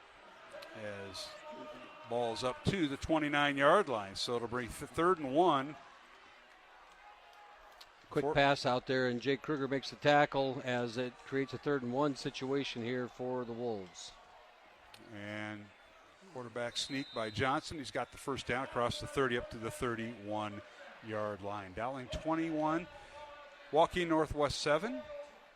Maroons scoring on touchdown run by Dante Cataldo, the Dowling quarterback, and Rashad Davis, and then Will Leifker on his first touchdown reception as a Maroon. The Maroons taking advantage of 2 turnovers. The interception they turned into a touchdown, and now that muff kick they turn into a touchdown, and taking advantage of the mistakes. That's what starts to separate teams when you get to this level. All right, here is Waukee Northwest, and all over the place. The quarterback nowhere to go, and he was trying to find that seam as he does so well, but he handed it off to his tailback, and he was brought down. Woodruff nowhere to go, and they really squashed the Wolves running game thus far, Matt. They have, and they were seeing some success early, and Sam Johnson had a couple nice runs in that earlier drive. There, Dylan Manning shut down the edge. Woodruff's a tough runner, and it's been taking more than one guy to get him down. He's impressed me so far. 2nd and 13, Waukee Northwest from their own 29-yard line. Johnson will keep the football on the read option, keeps it across the 30 up to the 35, maybe the 36-yard line. Nice run, about 7, maybe 8 yards up to the 37 for quarterback Sam Johnson of Waukee Northwest. Another strong run by him, and they have been able to wash down the Maroons and only letting a couple linebackers be able to flow with the football, and Johnson's tough to bring down with just one guy. So the Maroons reacted there, and again, Dylan Manning, you run to his side of the field, he's going to make a play. It's 3rd and 4 for Waukee Northwest. 7:15 remaining here in the second quarter. Dowling 21 and Waukee Northwest Wolves 7. Line of scrimmage is the Wolves' 37-yard line. 3 seconds left on the play clock, and they're going to use a timeout. So we'll take one with them. 6:59 to go here in the second quarter. It's Dowling 21 and Waukee Northwest 7. We'll return to Valley Stadium. Week 4 of the high school football season after this 1-minute break on Iowa Catholic Radio and CISN. Monday through Friday at 3 p.m., it's Cresta in the afternoon. Speaker and author Al Cresta looks at life through the lens of Scripture and the teaching of the Catholic Church, providing conversation about the things that matter most. Cresta in the afternoon on the Iowa Catholic Radio Network. The leading Catholic voices are on the largest Catholic media network in Iowa. Father Mitch Pacwa, Jeanette DeMello, Al Cresta. You're listening to the Iowa Catholic Radio Network. Listener-supported Iowa Catholic Radio, 1150 AM KWKY Des Moines, 94.5 FM K233BT Des Moines, 88.5 FM KIHS Adel. Online anytime at iowacatholicradio.com. From St. Charles to Pleasant Hill and everywhere at iowacatholicradio.com or the Iowa Catholic Radio app. Listener-supported Iowa Catholic Radio, connecting listeners to Christ.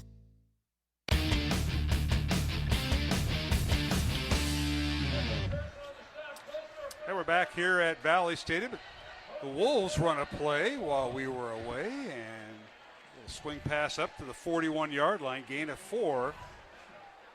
So to bring up 1st and 10 for Waukee Northwest. Nice little pattern that time for the Wolves out of their offensive set there, Matt. Yeah, Parker Pearson came up and makes a play there, and just enough for a first down. And Pearson had the interception earlier in the game. Is that correct? That is correct. Yeah, he's had a nice night. Handoff goes to Woodruff. He stood up by Manning right at the 42-yard line, gain of 1, and bring up 2nd and 9 for the Wolves. It's been tough going off tackle and off through the A-gaps for the Waukee running backs. They found success by swinging the ball outside the hashes there, man. They have, and right there, that was Zach Smith on the bottom of the pile, and as you said, he stood him up, and Dylan Manning came and finished it up. It has been a tough sled for him, and so now it's just keeping him in front of him. 2nd down, 9 on play action. Sam Johnson running to his right, still running, now being chased, running towards the far sideline and drugged down from behind right about the 44-yard line. He'll pick up 2, but he ran about 15 to get 2. Yeah, he outran Ian Middleton out of the backfield. Ian flushed him, and then he was not going to outrun Dylan Manning, and I couldn't tell who else came up there at the end and helped finish that. It might have been Matt Hatton. So officially no gain on the play, but about 15 yards of running by the Northwest quarterback, Johnson. So here is 3rd and 8 for the Wolves. Line of scrimmage, their own 42. Here's the snap. Johnson rolls to his left, looking downfield, fires it out, and it's caught. Their leading receiver with the catch, Maverick Inman. First down, Wolves at the Dowling 40. Yeah, he runs it in right in front of the Dowling defender out there, and Johnson hit him in stride. Big pickup for them as Pearson's out in coverage right there. 18-yard reception, first down, Waukee Northwest from the Dowling 40-yard line. Dowling 21, Waukee Northwest 7, under 5 minutes to play in the half. And Johnson now, little read option, fakes the handoff to his tailback, Ryan Woodruff, and gets inside the 40 down to the Dowling 37. And here again is where the depth of that defensive front comes into play, because now we have that a different group in there, and they've been kind of mixing them. But it is Isaac Beaver in there, and I do see Kiwi Ford and a little mixture of kids. As you said, they had to take Carter Smith out of that rotation and move him into that center spot. So the rotation has changed a little bit. 11th play of this Waukee Northwest drive. It started back in their own 20-yard line. It is 2nd and 7 from the Dowling 37. And here's the read option. This time they give it to Woodruff, trying to bounce outside the numbers, and he is going to be stood up. A lot of maroon jerseys as he made the turn, Matt. Picked up just a couple. A nice play by Owen Pins from that defensive line position. He chased Woodruff down and was able to bring him down and stood him up and got some help from his linebackers. But a nice play there by Owen Pins. At halftime, we'll have a guest on from the Dowling staff, Mr. Maynard. Yeah, Terry Clark, our Director of Faith and Formation at Dowling Catholic, just an outstanding person who does a great job leading our faith opportunities at Dowling. All right, 3:35 left in the half. It's 3rd and 6. Now Johnson keeps the football, running downfield, finally tripped up inside the 30-yard line. They're going to say he fell forward down to the Dowling 24. Tremendous run of 13 yards and a first down for Waukee Northwest. Yeah, Dowling doesn't do it a whole lot, but they brought a blitz right there, and the blitz overran the quarterback. And so when you blitz, you've got to make sure you stay in those gap responsibilities. And they allowed a crease for Johnson to run right up the middle, and they just overran it. So 1st and 10, Waukee Northwest from the Dowling 24. The Maroons lead it 21-7, approaching the 3-minute mark here in the second quarter. Both teams with 2 timeouts remaining. The give is to Woodruff again. This time he runs between the tackles and dives forward down near the 21-yard line to pick up a 3. On the bottom of the pile there, that time it was Isaac Beaver as the linebacking crew came and cleaned it up. But Isaac Beaver doing a good job down there holding Woodruff to a short run.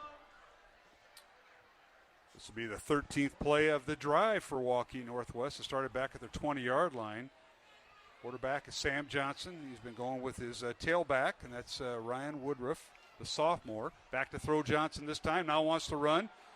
And Rush flushed out of the pocket inside the 15, right around the 14-yard line.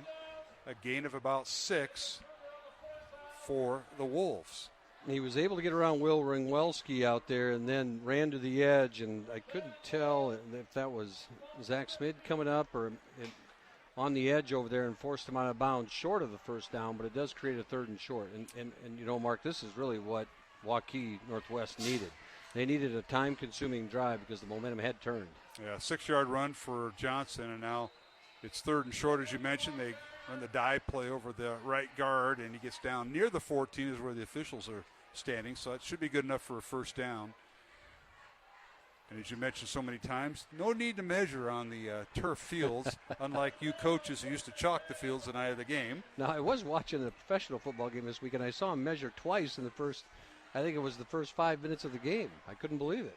Old habits are hard to die sometimes. Yeah. First down, Waukee Northwest at the Dowling 14. Johnson, a gain of 1. And he has 1st and 10, under 2 minutes to play. Both teams, again, with 2 timeouts remaining here in the first half. Mark Amadale, Matt Maindring, John Chido on the sideline. Johnson, a little read option, faked it to the handoff, and he may have lost it. He already did, back to the 15-yard line. We'll bring up 2nd down and 11 for the Wolves. Good play inside there. Again, Will Ringwelski did an outstanding job there, and the other guys up front with Isaac and Mason Beaver and Kiwi Ford, they did a really good job of creating a pile there and no room for Sam Johnson to run through. All right, this will be a 2nd down play coming up for the Wolves. They'll send out 3 receivers left, 1 to the right. And the clock becomes a factor here. 1:18 left in the half. There's a snap. Johnson wants to throw, now can't. Now slips a tackle inside the 10, and he's finally run out of bounds. And a penalty flag down on Dowling. So it'll be an automatic first down after the penalty. Run out of bounds at the 8, so he picked up 7 and add the penalty. Yeah, it was Jake Kruger there forcing him out of bounds and continuing his tackle beyond the boundary. And so they'll call that, and you'll get half the distance. So Johnson gets credit for a 7-yard run, half the distance. On our Holy Trinity math here, should be about the 3.5-yard line. Do you concur? Is that right? I think, yeah, it's 3.5. Timmy, is it 3.5-yard line? Yes. There you go. See, I knew that. And now here's a play for Waukee Northwest. They angle the ball towards the far sideline, and that's Johnson again, and they're going to run him down inside the 5. Run inside 5, kept them in bounds. The Waukee Northwest does have 2 timeouts, and they're going to be content here to take some time inside the 5 and run the clock down inside the 50-second mark. They go with the full house backfield, power I backfield. 2 fullbacks and a tailback. Toss play left side, trying to get outside, and hit and dropped is the tailback. And he is dropped. That's Michael Dunnigan. Or check that. That's Caleb James. And he's got no gain on the play. So we'll bring up 3rd and goal at the 5 with 20 seconds remaining. Isaac Beaver, great tackle there. Great pursuit down the line of scrimmage from that defensive line position. And I got to believe Waukee's going to call timeout. So James will lose 2 yards. We'll keep it here with 15 seconds remaining. And I'll bring up 3rd and goal from the 5 for Waukee Northwest. Let's bring in John Chido into the contest. And, John, you're down the sideline, goal line stand. Believe it or not, Northwest has had the ball for just about 9 minutes, and this will be the 19th play of the drive, Johnny. Yeah, it's one of these long drives. I think we saw this a couple weeks ago by, was it Valley? They went on that 15-play drive and ate up almost a whole quarter, and Northwest is doing it tonight. Now you're in your situation. You got 3rd and 5 from the 5-yard line. They try to go those power eyes, and they stack it like Matt mentioned. We're trying to get the edge, and then Isaac Beaver did a nice job jumping that play from underneath and catching the backside of it. So we'll see what Northwest goes here with with Sam Johnson being able to run and throw. Maybe get type of an option of him rolling out. I think Northwest has had some success doing that early on in this game. Tonight's game on Iowa Catholic Radio is brought to you in part by Mercy One, the Catholic Tuition Organization, along with Construction Professionals and Klein Electric. Our thanks also to Catholic United Financial, Mark Amadale, Matt Maindring, John Chido, and the Fonlander family. Matt and Timmy joining us from Holy Trinity Parish. And big play here, 3rd and goal, Northwest from the Dowling 5. And again, they will run split backs in the backfield. They'll get out of the quarterback will go out of the shotgun. Here's a snap. Johnson will throw it. The ball's batted down, incomplete. Somebody got their big paw on that, Matt. Incomplete pass, and that might have been Zach Smith. It looked like Zach Smith, and it was. Zach Smith got his ham up there. They were going to do similar to what Dowling's been doing tonight, do a little fake RPO thing, quick flip it out to the edge, and Zach was right there to swallow that up. And that's a big play at this point in the game because it stops the touchdown drive and forces Northwest to attempt a field goal. And they will. It'll be set the ball on the 12-yard line. It'll be a 22-yard field goal from right in the middle of the field by the Wolves. Good snap. Ball is down. Kick is high enough by Adam Goosefaw, and it is good. So the Wolves go on a 20-play, 80-yard drive, capped off by a 22-yard field goal by Fuzma, and the score is 21-10. Dowling with the lead. With 8 seconds remaining, we'll take a 1-minute break and return to Valley Stadium in West Des Moines. Dowling leading Waukee Northwest here on Iowa Catholic Radio and CISN. It's something we've all heard before. I believe in God, but not organized religion. But as Catholics, we believe that Jesus started a church. Yes, an organized religion, if you will. The church is a gift to the world, which God has ordained as the vehicle in which we are sanctified and grow on the way to our heavenly destination. Above all, the Catholic Church is a family. Man is not an island, as it was once famously said, and we need the community found in our brothers and sisters in the faith. A visible church is necessary for the dispensing of the 7 sacraments, which Jesus instituted for the forgiveness of sins and growth in His grace. And God has always desired that His people gather to give Him glory by corporate liturgical worship and sacrifice, which is fulfilled in the New Covenant by the Holy Mass. Yes, the organized institution of the church has often had its share of scandals and sins. The human face of the church can be messy and imperfect, but God does not desire for us to escape to a spiritual island or alternative religion, but to serve Him and His people in the church He founded and has promised to be with until He returns in glory. This is Greg Ewell for Faith Check.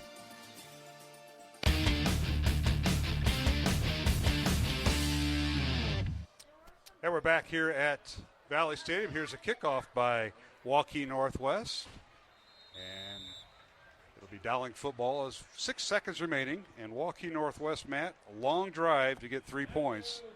80 plays, or 80 yards on 20 plays. I was close. And that's a long drive and a lot of time just over 9 minutes of possession time for the Wolves, and Dowling will have it on the squib kick as they kick it out of bounds at the 35-yard line. It'll probably be the last play of the first half. Matt? Probably the longest drive we've seen another team have against, with the number of plays at least, that we've seen against the Maroon defense this year, and kind of a win for the Northwest and a win for the defense to hold them to 3. Pistol formation. Cataldo will hand it off to Rashad Davis. He just runs out of bounds, and that should do it. John Chida will check in with head coach Tom Wilson at halftime. Hopefully we got a camera on him. We'll try to do that. 21-10, Dowling with the lead here at halftime. Mark Hamadale alongside Matt Maindring, and we got Matt and Timmy. Timmy's got Matt. You had some great analogy. I like the Tim Tebow analogy.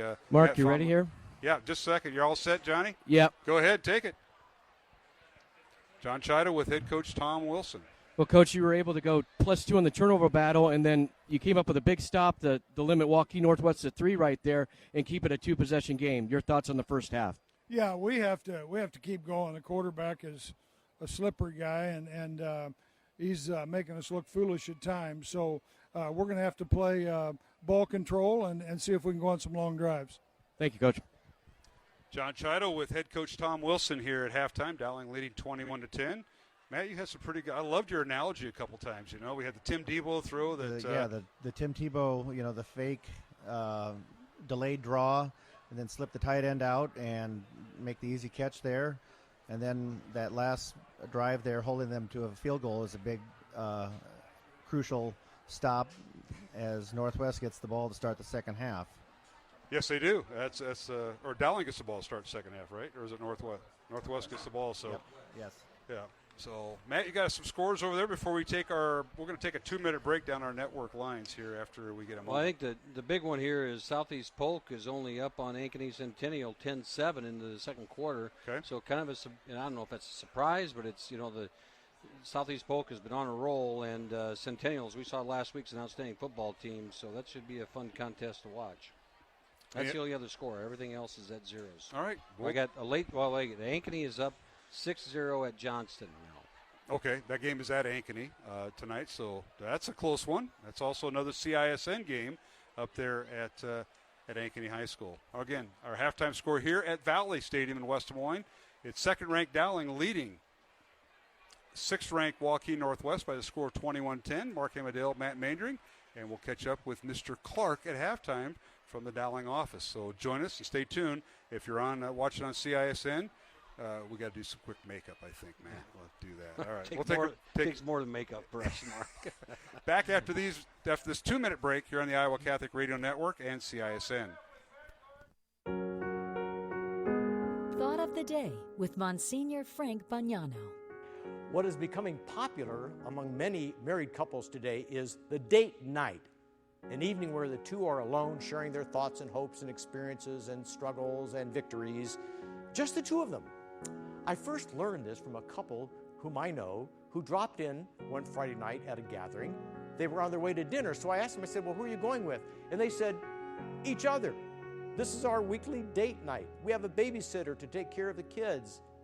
I thought, pretty smart, a great communication plan, planning time to listen and share with one spouse, building a solid marriage one date night at a time.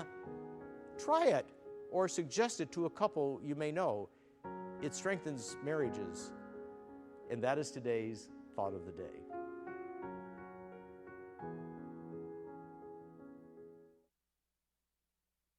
Support for Iowa Catholic Radio is provided by Skeffington's Formal Wear, in business since 1951, with locations in Des Moines, West Des Moines, Coralville, and Ankeny. Skeffington's Formal Wear, fitting you for life celebrations. Online at skeffingtons.com.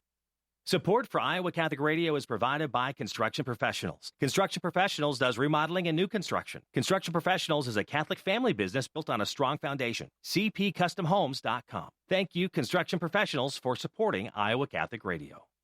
Support for Iowa Catholic Radio is provided by Dental Associates, addressing your smile needs and dreams. 515-225-6742. Des Moines-DentalAssociates.com.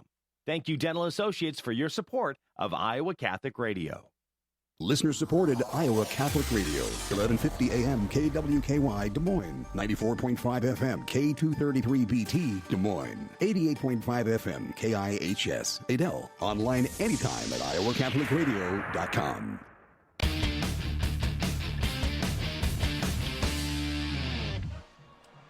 And welcome back to Valley Stadium in West Des Moines. We're halftime. Dowling Catholic leading Waukee Northwest by the score of 21-10. Mark Hamadale alongside Matt Maynard waiting for the rejoin. And we do have the rejoin from the CISN folks. We're joined by Terry Clark, who is Director of Formation and Ministry out of the Theology Department chair at Dowling Catholic High School. Terry, welcome to halftime at Valley Stadium on a Friday night. And I'm glad you could join Mr. Maynard and I. Yeah, thanks for having me. I appreciate you guys having me up here. So you know my brother. I do know your brother. He gave me my start in ministry at St. Mary's Holy Cross in Elkhart, and we got along pretty well. So, well, that makes one of us. That makes one of us. I didn't have He's to grow up in a watching house probably with him, right you now. know. Well, Terry, talk about your role at Dowling Catholic. I'm going to have Mr. Maynard do the follow-up questions because he knows better than I. But start with that. Well, I started in the Ministry and Formation Department about 7 years ago. Previous to that, I worked for your brother, but I also worked at Catholic Youth Camp.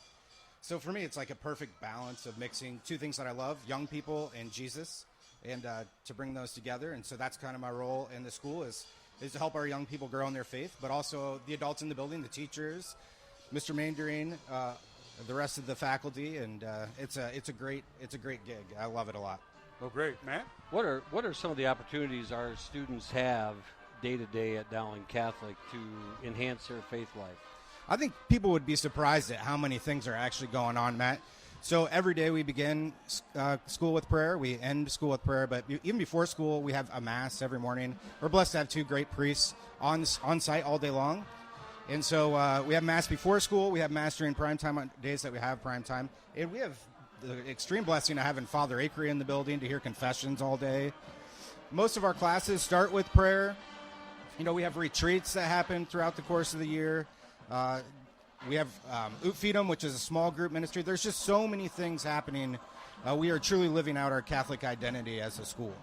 And our students get these opportunities organically sometimes. I mean, and it takes a lot of work behind the scenes, but it does make it work. Can you explain some of the retreats that we have for our students? Sure. Yeah, we have a retreat for every grade at Dowling Catholic. So our freshmen, they have two retreats. So they go on a retreat called Metanoia, which is an overnight retreat at the St. Thomas More Center. But we also do a freshman day of welcome retreat, and that's coming up in just a week and a half here. We bring in a speaker from Louisiana, Mike Pautan, and he comes and he does a great job with our freshmen. And the theme for the day is get your heart in the game. And so everything we do has to do with faith at the school. So how do we get them invited and encouraged into the faith to live that every single day? What are some of the faith-based events coming up at Dowling here in the future? Because I know I have the Dowling calendar. Mr. Maynard made sure I had one before I left. And there are a lot of events. Talk a little bit about that. Yeah, well, so coming up in October, we'll have Grandparents' Mass, which is always a very exciting day at Dowling Catholic. I know our students just love to have grandparents come in. So if you're a grandparent out there and you're considering coming, please do come, because it makes the day incredibly special. And as I just mentioned, we have the freshman retreat coming up. And we do have other retreats for our sophomores called Quest, and we have our big retreat, Kairos, for our juniors, and then also Radix for seniors. But just a couple other cool things that have happened this year already. Father Reed Flood went around and blessed every room of the school with Father James Downey, and they did a Eucharistic procession around the school and stopped at the different entrances of the school to bless those doors. So we got a lot happening, a lot of really cool things. It's a great time to be a Maroon. And we got adoration that goes on all day long in our building. There's always someone in our chapel, and people have volunteered, and I didn't think it would happen, but it happened. We have people that volunteer all day long for a half hour or hour blocks. Is that right, Terry? Yeah, that's correct. And I'm glad you brought that up, because we have so many things going on. Sometimes it's easy to forget. Yeah. So if that is something that interests you as well, you can sign up to come into the school, into the chapel, and pray for our students and pray for our community, which is incredible. Another thing that we will have coming up in November, early November, is we'll celebrate All Souls Day at the Maroon Memorial. All of our students will go out there and pray for our brothers and sisters of the school community who have passed. We're visiting with Terry Clark. He's the Director of Formation and Ministry at Dowling Catholic High School. Out of the Theology Department, he's also the chair. We're here at halftime. Dowling leading Waukee Northwest 21-10 at halftime. Mark Hamadale, Matt Maindring, and Terry, got to ask you, you look at all the things that happen at Dowling. They have a great reputation of service in the community. Talk a little about that, because I know my daughter's all lined up with that, and she's just a sophomore. But what a great opportunity for these students. It's one of the coolest things that we do, and I think sometimes people think of it as a hoop to jump through, that we require these hours. But really the awesome part is service is transformational, and that's really why we do it. We want our students to be transformed, that when they go out and help our brothers and sisters, that they come to know Jesus more deeply. And that's something we don't shy away from with that. Is it actually is a benefit to us to further the kingdom, and to do that out in our community is incredibly special. We put thousands and thousands of hours into the community of service. It's hundreds of thousands of dollars of value to those organizations through our service hours, which is it's really cool. We'll have more than 100 seniors every year who will get our service cord, which is over 210 hours of service, which is amazing. That is certainly it. Matt? And let's talk about, you mentioned what we do for our faculty and staff. And so one thing we added last year was a retreat we did in January, and then maybe go from there to our service day that we do as a faculty as well. Yeah, it was a little nerve-wracking to put on that that retreat last year. I'm sure you Yes, can agree, right? yes. But it was cool. So for us to have people in our building to give witnesses of their own faith, it was really impactful. To spend that time together to grow and to pray as a community was really cool. And we're going to do it again this January. And leading up to that, we have what we call Faith Journey. Every school in the diocese does that. But really, those are very impactful sessions that our other faculty put on for each other about the faith and how we grow in it. And then we do, as a faculty, as Mr. Mandering mentioned, a day of service right before spring break. Our faculty gets out into the community, and we do the same work that we invite our kids to do, which is a really great witness, and it's really good for our faculty as well. Terry, talk about the staff that's in the theology department. I know Father Reed Flood is in there, but there's more faculty members, and you lead the way with that. Yeah, so we have two things. We have ministry and formation, which is myself, Father Reed, Christy Sheaf, who's been around for a great time. She's really, just a special member of the community. She does so much that people don't realize, and so I always try and remind myself not to take her for granted, because she's incredible. We also have a new Freedom department, which is a small group ministry. So we have Addie Magruder and Ryland Jones and Kirby Power. And then we have, 11 great theology teachers who put their heart and soul into bringing the faith to our students. So Father James Downey's in that group as well, Diane Thier, Eric Smith, Ray Metz. The list goes on and on. It's a really special group.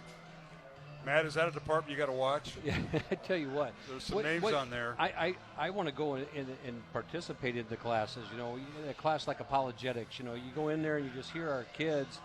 Peer ministry, a class that Terry leads, and creating faith leaders. And it is our thing. Leaders for life centered on Christ, and it's more than lip service. I mean, it is what we're trying to create for our students, and with that, walk our faculty in their faith journey. And it's not all of them are Catholic, but I like to say they all know why we're there, and they have that faith-filled component in them. And when it all comes together, it's fun to watch. That's what makes it special, really, to be able to share that faith with each other is incredible. And I think that's why our theology department loves to teach in the school, is they get to share that with our students. And it's really authentic and it's beautiful. And they make it accessible. Yeah. They make it so kids aren't fear. It's not something that they should be apprehensive about or anything else to make it fear. And one of our football coaches, Coach Andre Meeks, he's one of our best. He's one of those theology teachers that just is a magnet and draws kids to their faith. One of the best humans alive. Yeah, that's what my wife said when we went on the parent mini tour night at Dowling, and I said, "Okay, you met 8 teachers. Which one'd you like?" Mr. Meeks. Mr. Meeks. Yeah. And I told him that, and I just shook my head. I said, she didn't know him from anywhere, loved him. So that's it. We're visiting with Terry Clark. He is the theology department chair at Dowling and the director of faith, formation, and ministry. And Terry, anything you want to leave us before we get to the second half? What do you want our listeners and viewers to know? Just, thanks again for having me on. And I just want to welcome you if you, again, want to join us for adoration. But just look into all the great things that we're doing at Dowling. I know sometimes people are unsure of how Catholic of a school are. And we are a great Catholic school, but we are a Catholic school that's accessible to anyone who wants to come to Dowling. We work really hard to make sure our transfer students from public schools are integrated into the school and a part of the faith as well. So if it's something you're considering, come check it out. Did you have more fun working at Dowling than you were with my brother? that's not a trick question either. I love working at Dowling. It's been the highlight of my career, and I've had some incredible jobs over the years. That's the right answer. Love that. Remember that, Mr. Maindring. I got it. He picked Dowling over a guy in Ankeny. Hopefully they like having me, too. They do. Thank you, Terry, for being with Thanks us for here. having me. Yep, Again, thanks, Terry. Our halftime score, Dowling 21, Waukee Northwest 10. Our guest has been Terry Clark at Dowling Catholic High School. We appreciate all he does. Along with Matt Maindring, I'm Mark Amadell. We'll be back with more. We have the halftime stats coming up after this 1-minute break here on the Iowa Catholic Radio Network and CISN.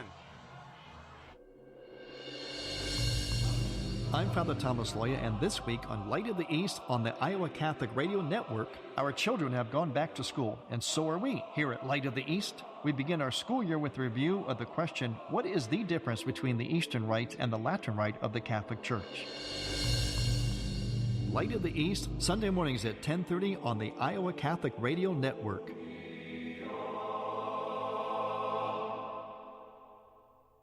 Support for Iowa Catholic Radio is provided by Construction Professionals. Construction Professionals does remodeling and new construction. Construction Professionals is a Catholic family business built on a strong foundation. CPCustomHomes.com. Thank you, Construction Professionals, for supporting Iowa Catholic Radio. At noon, Monday through Friday, the doctor is in. Dr. Ray Garendi helps you with personal problems and professional questions. You'll love his fun approach and practical advice. The doctor is in on the Iowa Catholic Radio Network, connecting listeners with Christ.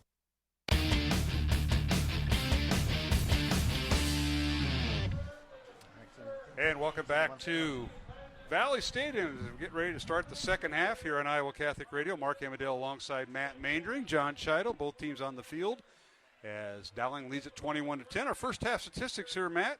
We'll run through these real quick as Dowling had 16 carries for 68 yards on the ground, while Northwest had 24 carries, 98 yards on the ground. Dowling and Northwest averaged just over 4 yards a carry. The Maroons with 168 yards of total offense. Northwest with 163 yards of total offense. The Wolves with 1 turnover. Dowling was 1 for 4 on third down conversions. Waukee Northwest 6 out of 9 in conversions. Dowling was 1 for 1 in fourth down conversions, as was Waukee Northwest. Now individually, for Dowling, Dante Cataldo 9 out of 10 passing for 100 yards. Will Leifker 2 catches for 45 yards. Curtis Horace 3 catches for 29 yards. Hank Brown 2 catches for 16 yards, and Trey Wilson 1 catch for 9 yards. Dante Cataldo 7 carries, 38 yards. Rashad Davis 9 carries, 30 yards. For Waukee Northwest, quarterback Sam Johnson 5 out of 8 passing for 65 yards and an interception.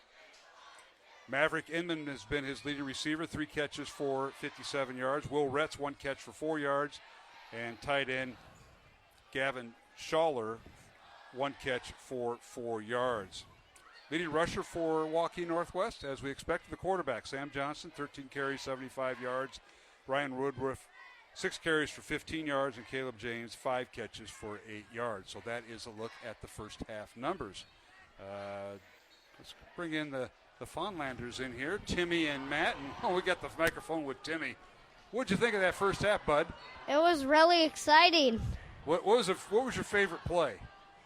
Probably the Tim Tebow pass. Your dad called that Yeah. one. I forgot about him. You know that? I kind of put him in but that was right. Tim Tebow pass to Will Leifker. Dowling touchdown, right? Yeah. What are the keys in the second half, champ? Keys in the second half. What's Dowling got What's to do? going to help Dowling win tonight? Their passing and running game. Balanced attack, Balanced Coach. attack. That's right. They did that up at Sheldon every once in a while. Would throw the ball? Yeah, it was occasional. Yes.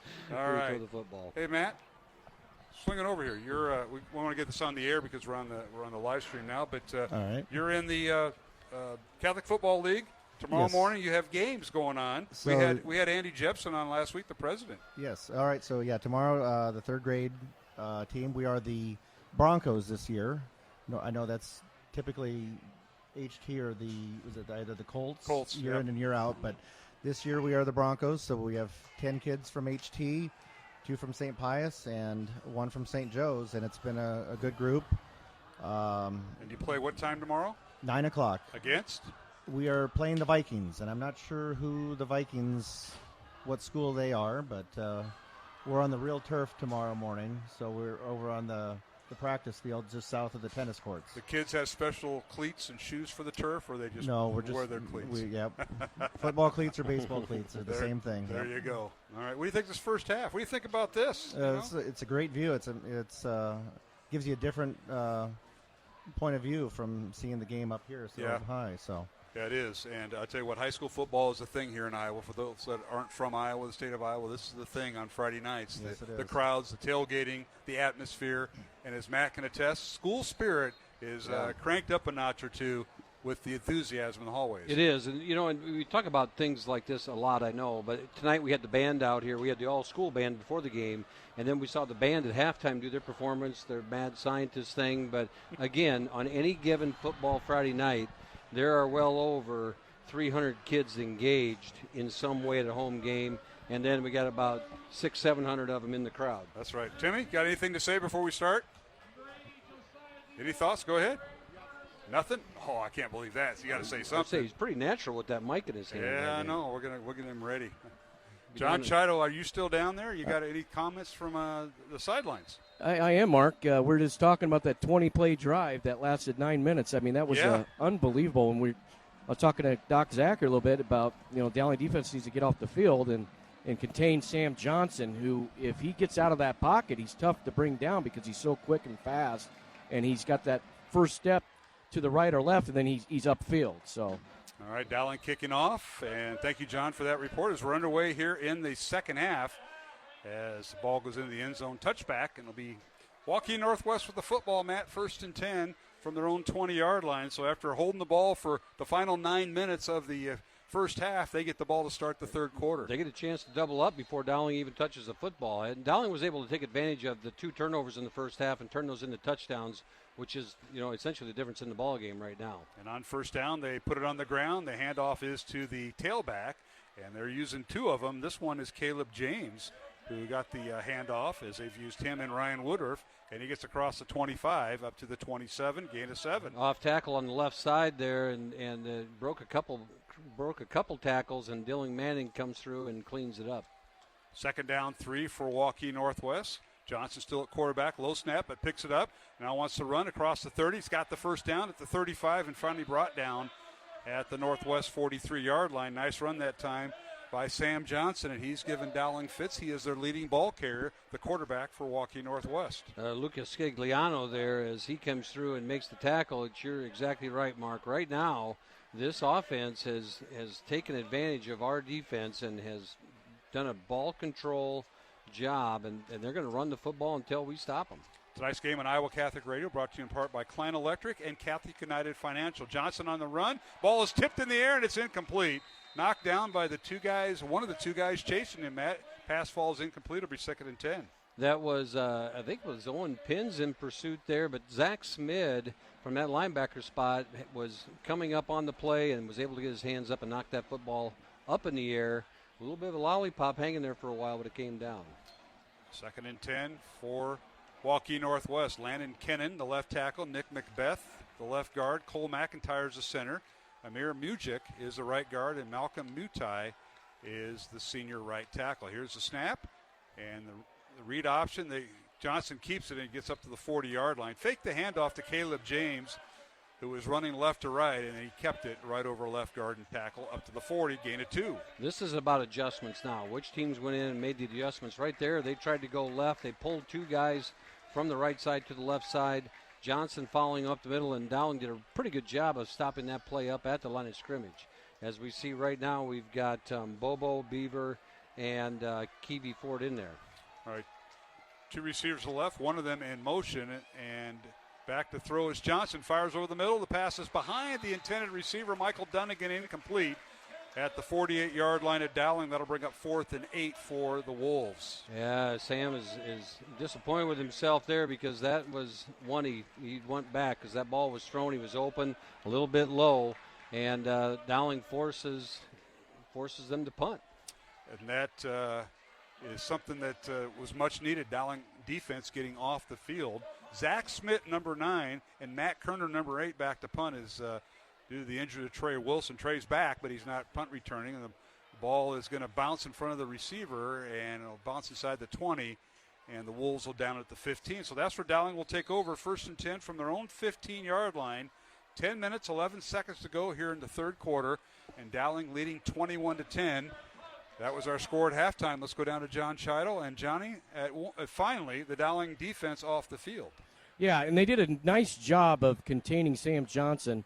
When he flushes that pocket or gets outside that pocket, you have to contain him. And they did a nice job on that second series, keeping him in the pocket and making him throw the ball where he's not comfortable. And Dowling's defense, like you mentioned, Mark, was able to get off the field there. All right, Ian Middleton comes out as a fullback for Dowling. Rashad Davis in the backfield.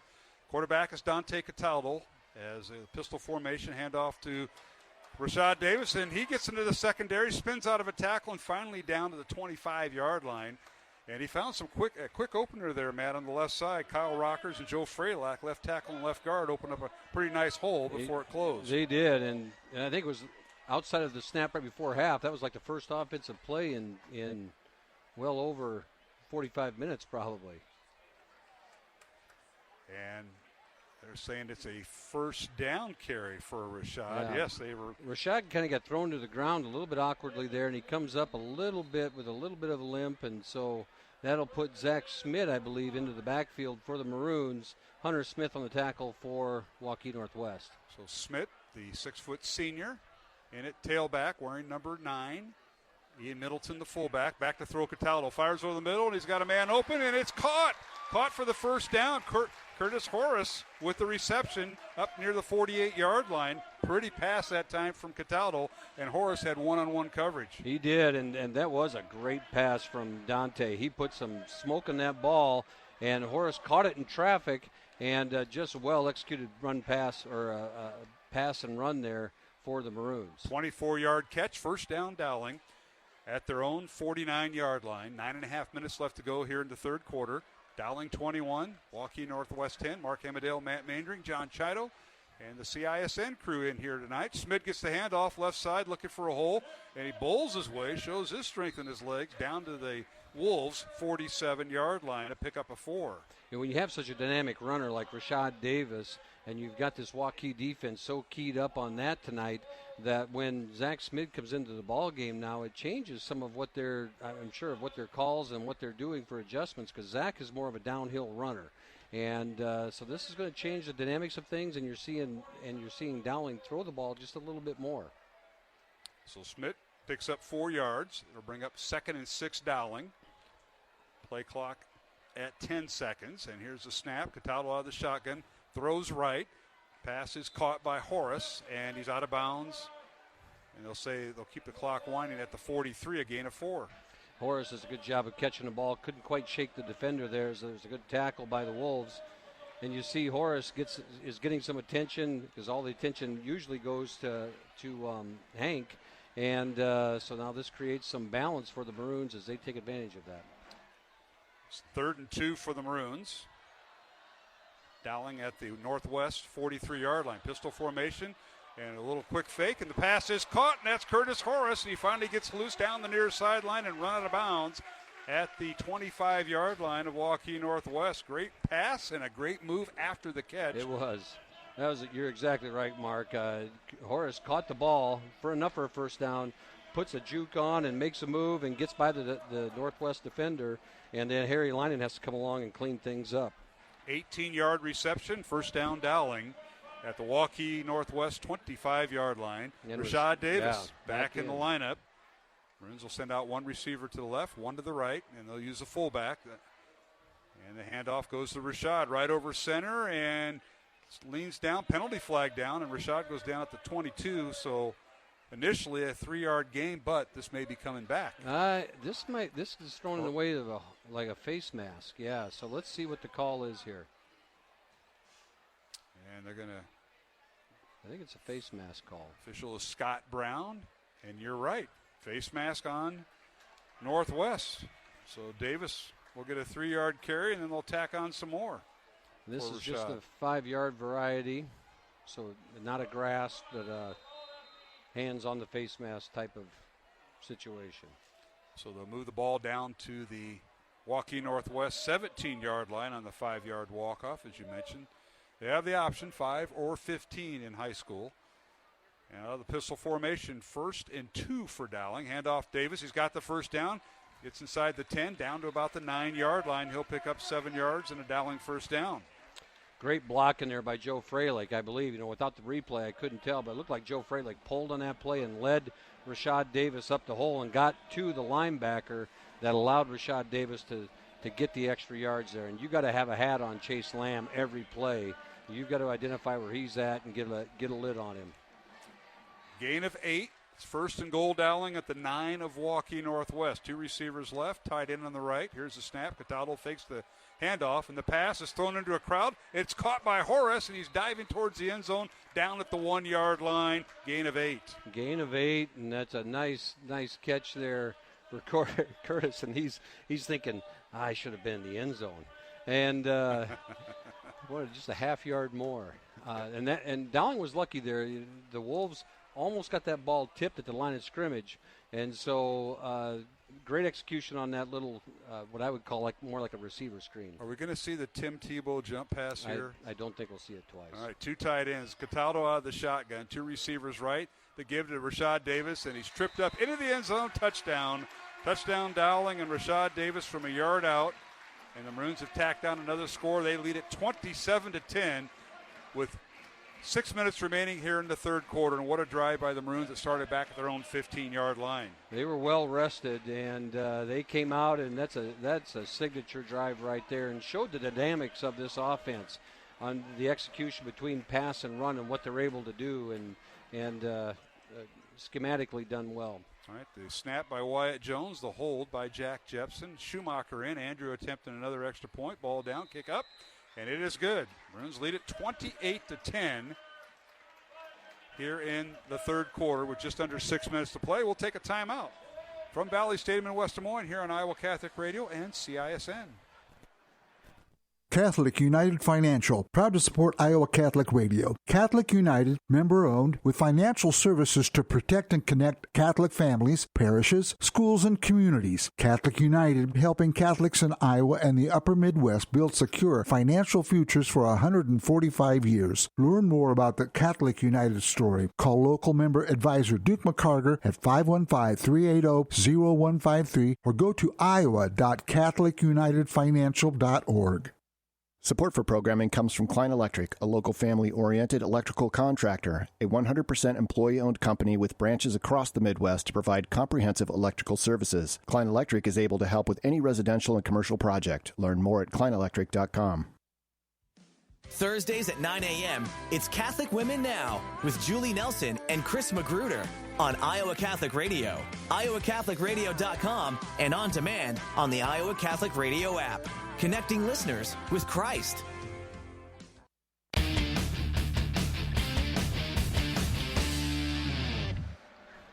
Hey, we're back here at Valley Stadium. Here's the kickoff by Schumacher, fielded by Northwest at the 7. Across the 15, 20. Still on his feet is the return man, and that is their outstanding junior, Josiah DeYoung on the return. Carries it all the way past the 35 up to the 36-yard line. And that's where the Wolves will have it 1st and 10. But John Chidos, we go down to you on the Dowling sideline. 85-yard drive by the Maroons, capped off by Rashad Davis, 1-yard run. And keep in mind, Rashad was out for part of that series. Yeah, in the tempo, Mark, of the Dowling's offense was fantastic there. They were able to get in that groove and make some nice short passes and then complete one over the middle and able to establish that inside run, which they weren't able to do successfully as much in that first half. That is true. And now here's a running play by their tailback, Ryan Woodruff. Penalty flag down. Woodruff goes down as the Wolves start back at their own 36-yard line, but it's going to come back, Matt, a penalty on the play. Yeah, we got a hold on the edge there, and you could see it. They held the contained man as he bounced that play outside. The play was originally designed to go inside. He bounces it outside, and the edge guy got held by for the Maroons, and so they'll march this the other way. So again, a spot foul, so where the flag lands, they'll mark a 10 the opposite direction. Yep, so it'll be approximately 1st and 20 on the play. All right, Timmy, Holy Trinity guy, third grader. What do you think thus far? I think both teams are doing pretty good. Who's going to win, the defense or the offense? So far, the Dowling offense has been doing really, really good. Your dad doesn't like that because he's a defensive coordinator for you, so you better be careful. Yeah. You might need a ride home. 1st and 20 for the Wolves, back on their own 26-yard line. Timmy Fonlander with us tonight, and his dad, Matt. And a quick pass to the near side. Nice catch that time by the receiver, Maverick Inman, and he's been loose a few times. He is their leading receiver and their tallest receiver. Yeah, and Parker Pearson did a good job there. They got the 10 yards back on the hold on that play. Parker kept him in front of him, came up and made a stop to make sure there were no yards after catch. So they'll spot the ball down at the 35, gain of 9, as you mentioned. Got some of the penalty yards back on that 10-yard holding penalty. And now Johnson back to throw for Northwest, rolls to his right, fires right, and passes incomplete, looking for his big receiver once again, Maverick Inman. And he dropped the football right about the 40-yard line. I don't know if that was a catchable ball, but it was certainly in the area. That was a dangerous throw. There was a lot of traffic in there as he threw back against his body. And in pursuit was Will Ringwelski. And he almost got a hand on Johnson, but Johnson threw that ball in dangerous territory. It was fortunate it wasn't picked off. He's at 3rd and 11 for Northwest. Johnson out of the shotgun, 2 receivers to his right.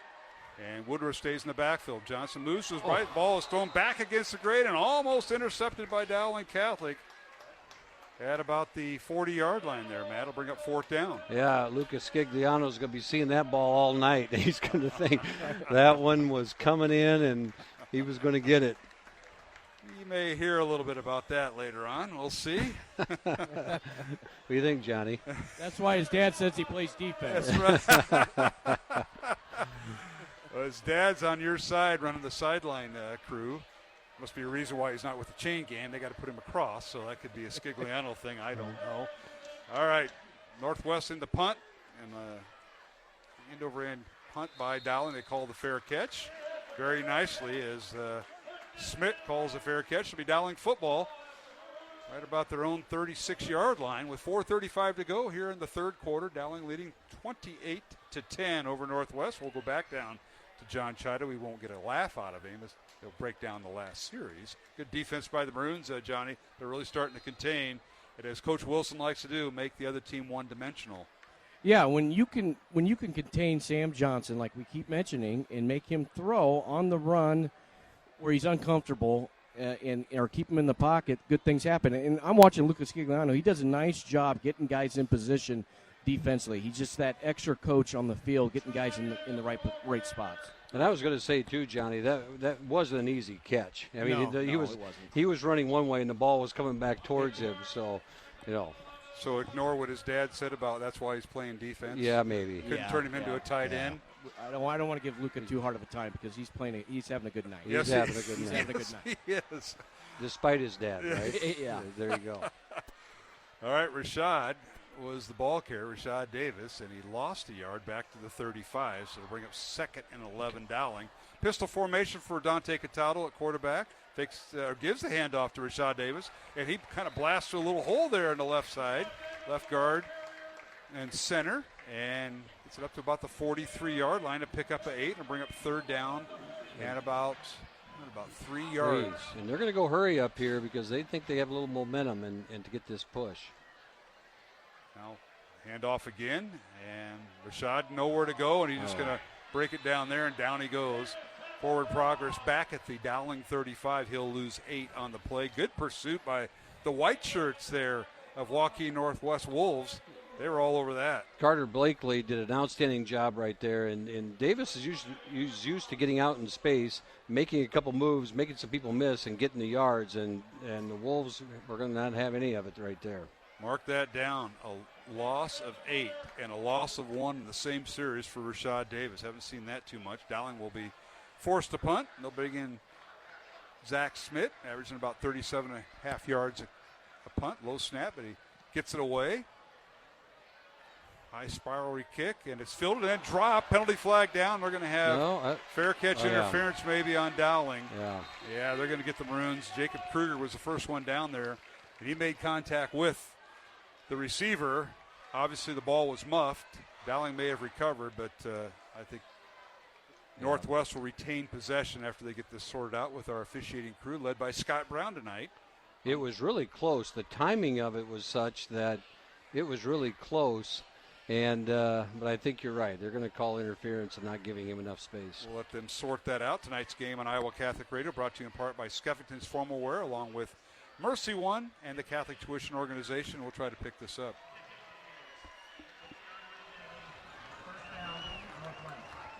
Northwest will retain possession, as we thought, as fair catch interference penalty on the Maroons. Don't forget, we'll have the post-game show here on Iowa Catholic Radio and CISN following the game. John Chada will catch up with head coach Tom Wilson of Dowling Catholic and maybe a player or two. And they'll mark the penalty against Dowling. And it'll be 1st and 10 from Northwest's 47-yard line with 2:43 left to go here in the third quarter. Now Johnson back to throw, and a high throw and a crossing route. Pass is incomplete to Will Retz coming from the right side. Well defended by Dowling. But Retz kind of took a page out of Dante Cataldo's playbook and did the quick hitter on the quick slant. Yeah, he did, and they weren't able to get that, and good coverage out there by Jake Kruger on that play, and he had help over the top from the safety, and Waukee has to take a few shots here. There's no doubt about it. So Waukee Northwest, 2nd and 10, and this time Johnson keeps it. He stood up back at the 47-yard line. No gain. It brings up 3rd and 10 for the Wolves, and the Maroons are really starting to contain the young quarterback. They are. Kiwi Fort there on the stop for the Maroons, and just came and just like he ran into a wall, and they've really have contained him, as Johnny said earlier, in this second half. Dowling defense out there, Zach Smith, Dylan Manning, Lucas Scigliano, and Matt Hanton, the linebackers. Ryan Bobo, Isaac, and his twin brother Mason Beaver on the defensive line, and Kiwi Ford, as you mentioned. Now Johnson back to throw, fires the ball out. The pass is caught and out of bounds with the catch, but shy of the first down is the receiver, Elliott Combe, the backup wide receiver. Now it'll bring up 4th down for the Wolves. Be interesting to see what they do here. They got a 4th and long, 4th and 6, and that was Gabe Reinhardt and Parker Pearson on the stop there after the catch, and then they do send the punt team out. It's a little early at this point, thinking that coach is probably thinking maybe Kapatic is thinking a little too early yet to go for it. Yeah, under 2 minutes left to go here in the third quarter. Let's see if we got a fake. They got the swinging gate here. Just like they do in the extra point. Nothing happens till the center touches the ball. Now we got a timeout called by Waukee Northwest, and we'll take one with them. Minute 58 to go, third quarter. Dowling 28 and Waukee Northwest 10. Mark Amadale, Matt Mandering, John Chido, and the Funlanders here tonight. We'll take a break on Iowa Catholic Radio and CISN. In our culture, religion is often considered a mere matter of personal taste. Just as some prefer vanilla and others chocolate, you have your religion and I have mine. But Jesus Christ did not claim to be just another prophet or spiritual teacher. He claimed to be truth itself, as when he said, "I am the way, the truth, and the life. No one comes to the Father but through me." Upon hearing Jesus' truth claims, Pilate scoffed, "What is truth?" sounding very much like a skeptic from our own day. But every person, ancient or modern, must confront Jesus' claims to be the Messiah, the Son of God, whose blood atones for our sins, who dies and rises again, and will return as King and Judge of the world. Such claims have only two possible responses, true or false. For if you claim to be God and the Savior of the world, you either are or you aren't. As C.S. Lewis wrote, Jesus could have either been a lunatic, a liar, or the Lord. But the one thing he could not have been was a mere good moral teacher, as so many say. But if Jesus is truly the Lord, then he is the Lord of all, and that's not a matter of personal taste. This is Greg Ewell for Faith Check. KWKY Des Moines, K233BT Des Moines, KIHS Adel.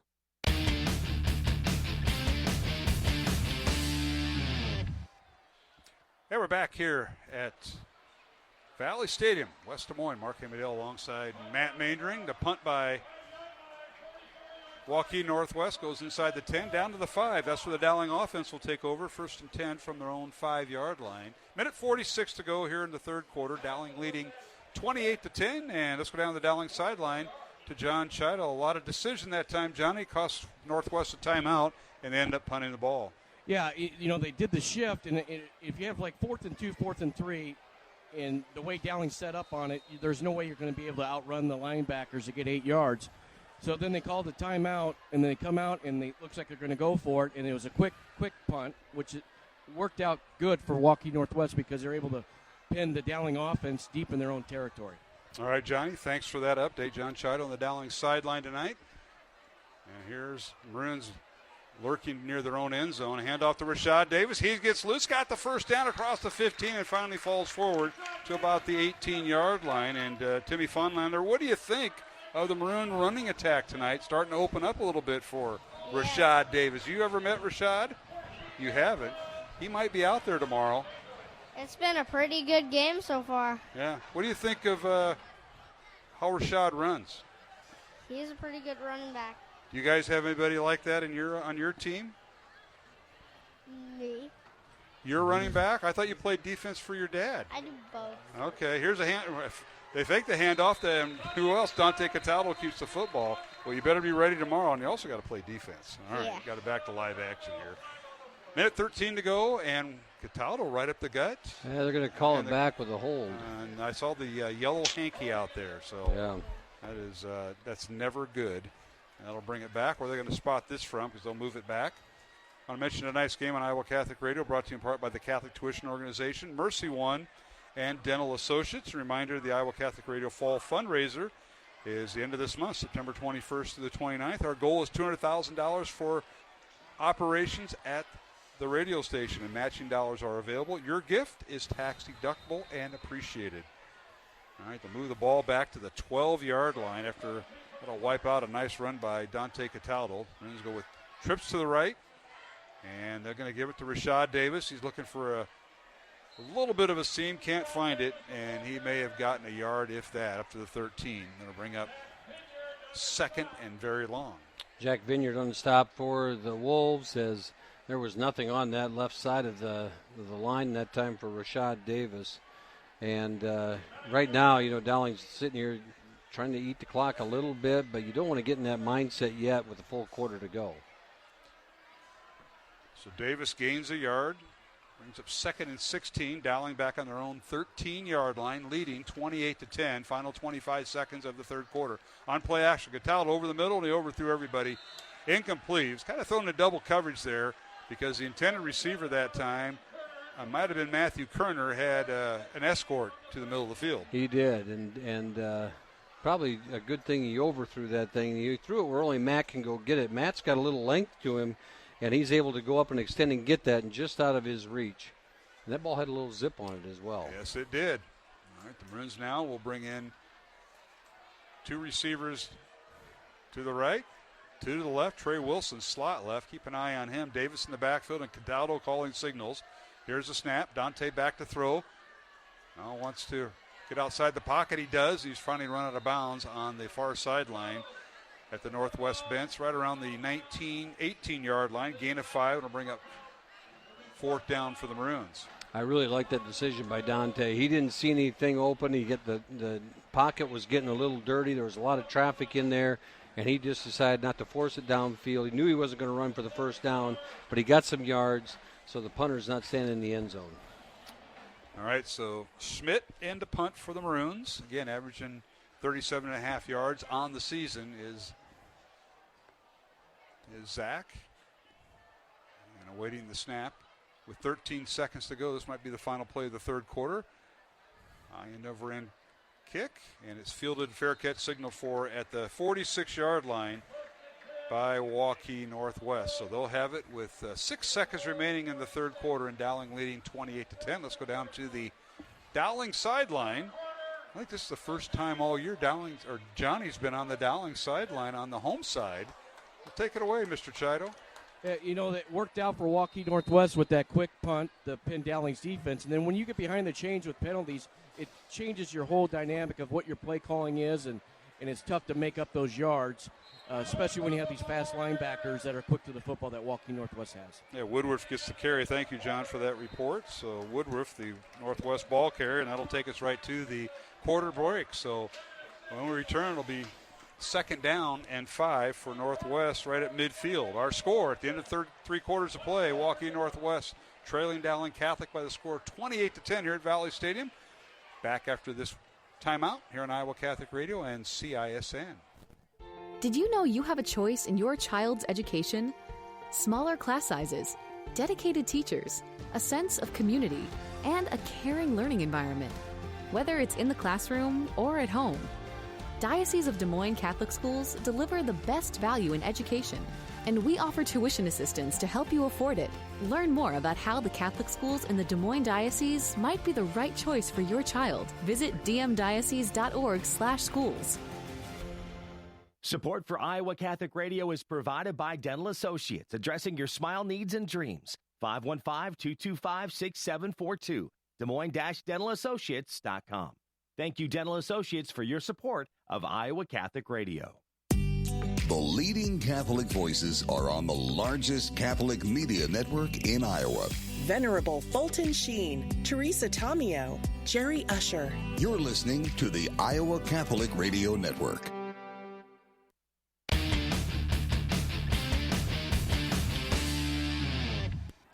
Hey, we're back here at Valley Stadium, underway here in the fourth quarter. Waukee Northwest with the football and a downfield pass that is caught by the receiver over two Dowling defenders, and it's a first and goal Waukee Northwest at the 6-yard line. What a catch, Matt. That was a catch, and you know the defender, or the receiver got a step on Jake Kruger, and Jake made up some ground right there at the end, but through the hands and into his hands, and great execution there. Down to the 6-yard line, so a 43-yard pass to Maverick Inman, and now Johnson will keep the football. Waukee quarterback bowls his way in the end zone. He scores. Nice run that time by Sam Johnson. Just when he turned the corner there right in front of the boundary, he cut up field, and he went and scored from 6 yards out, and now all of a sudden Northwest has cut the Dowling lead to 28-16 pending the extra point. Yeah, that was two quick plays and boom, and they're back in the ball game here, and to make this, the offense is going to have to come back on the field and put together a drive. Now the extra point attempt for the Wolves, Aiden Goosefaw, number 21, attempt the extra point. The hold will be from Julian Sweeney, and the long snapper is Chase Lamb, and the ball is up and good. So the score now is Dowling 28, Waukee Northwest 17. We'll take a break. Timeout on the field with the score. Dowling 28, Northwest 14. Back after these messages here on Iowa Catholic Radio and CISN. Support for Iowa Catholic Radio is provided by CTO. Your support has helped thousands of students attend our Catholic schools. CTOIowa.org. At CTO, the bottom line, it's for the kids and their future. Fridays at 9 a.m., Making It Personal on Iowa Catholic Radio, iowacatholicradio.com, and on demand on the Iowa Catholic Radio app. Connecting listeners with Christ.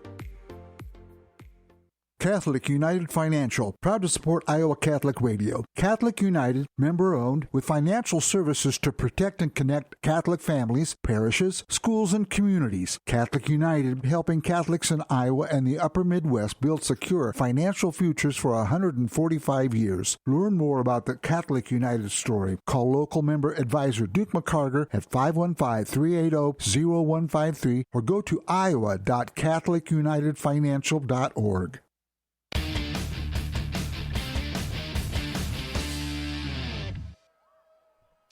Okay, we're back here at Valley Stadium. The kickoff by Waukee Northwest goes into the end zone. Touchback.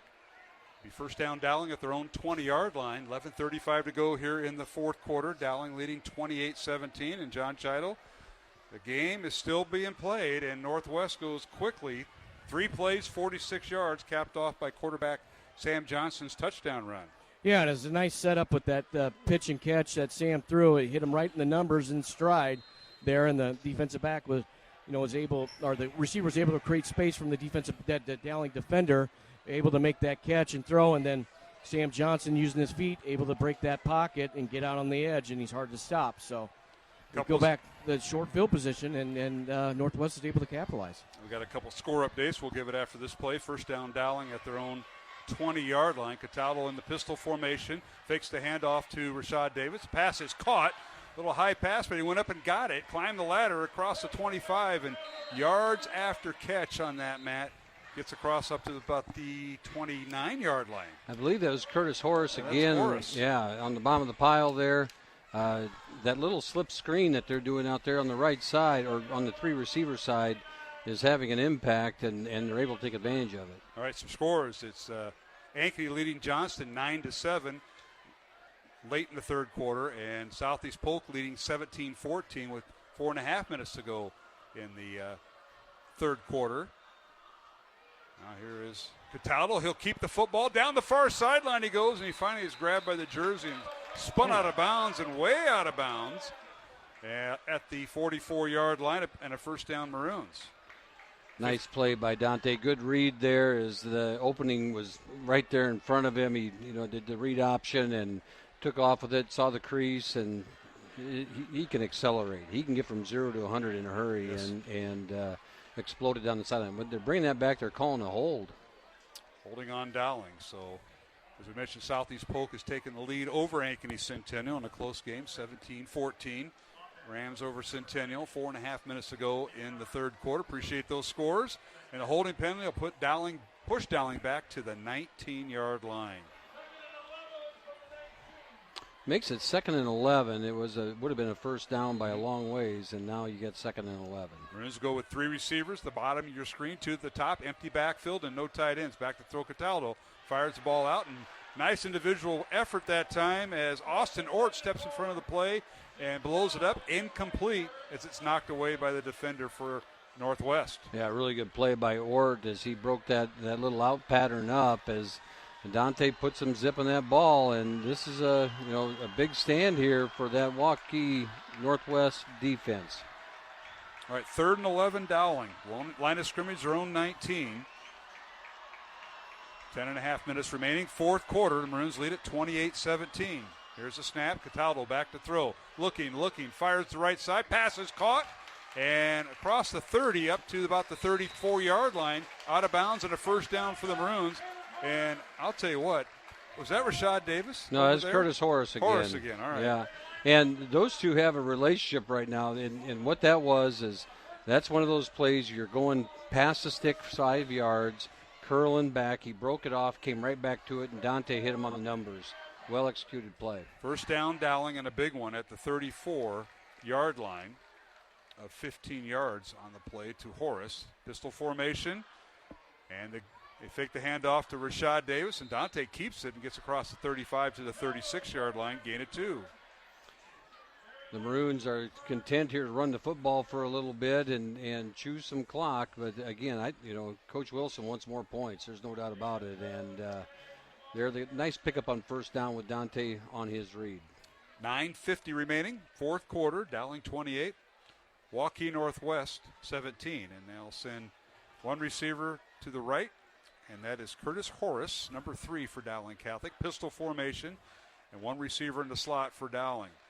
Here's a snap. Cataldo will give it to Rashad Davis. He's loose in the secondary again across midfield, still on his feet.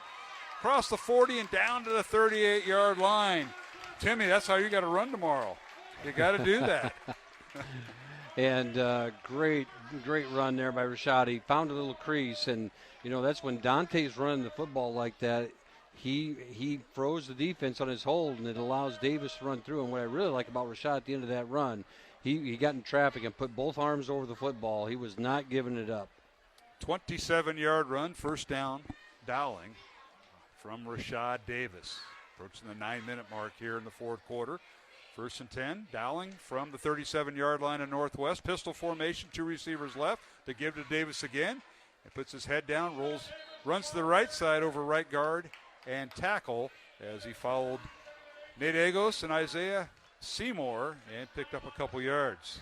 Keep an eye on this. I don't know, Johnny probably saw this too on that side, is they only had one defender on 2 receivers as they slid him inside, creating, essentially bringing 8 guys inside the box, and they had 1 on 2 out here on the edge. Ball's on the 35-yard line, so a 2-yard gain for Davis. Dowling taking its time. They're going to use all that play clock. So you go from hurry up to slow down because you want to try to grind the clock. Pistol formation again. The give is to Rashad Davis right over the middle, and he bursts through And he's near a first down. I think he got it. Down to the 26-yard line is all he needed to go. He did. What I enjoy watching right there is he had his hand on the back side of the blocker in front of him, and then when he saw the crease, he explodes through it, leaps for the first down, and Dowling maintains possession.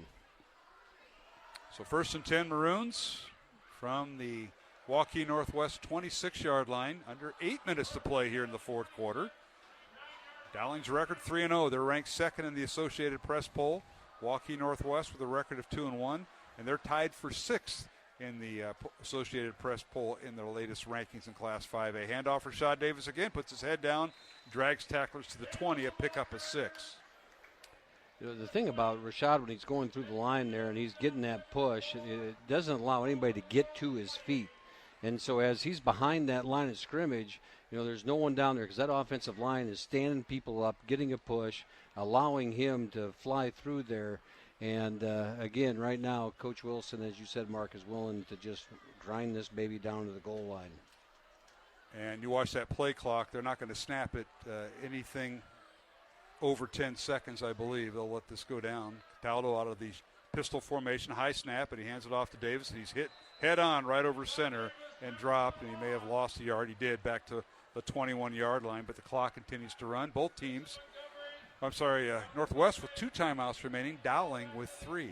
That was Hunter Smith on the stop there and meeting Rashad Davis right at the line of scrimmage. No chance to extend that play at all. And now Dowling's with the 3rd and 6. Big play call here. Big opportunity here for Waukee Northwest to get a stop, force either a field goal or a 4th down play for the Maroons. So Horace is split out wide right, one receiver to the left, and that is Hank Brown. Pistol formation with Cataldo out of the shotgun.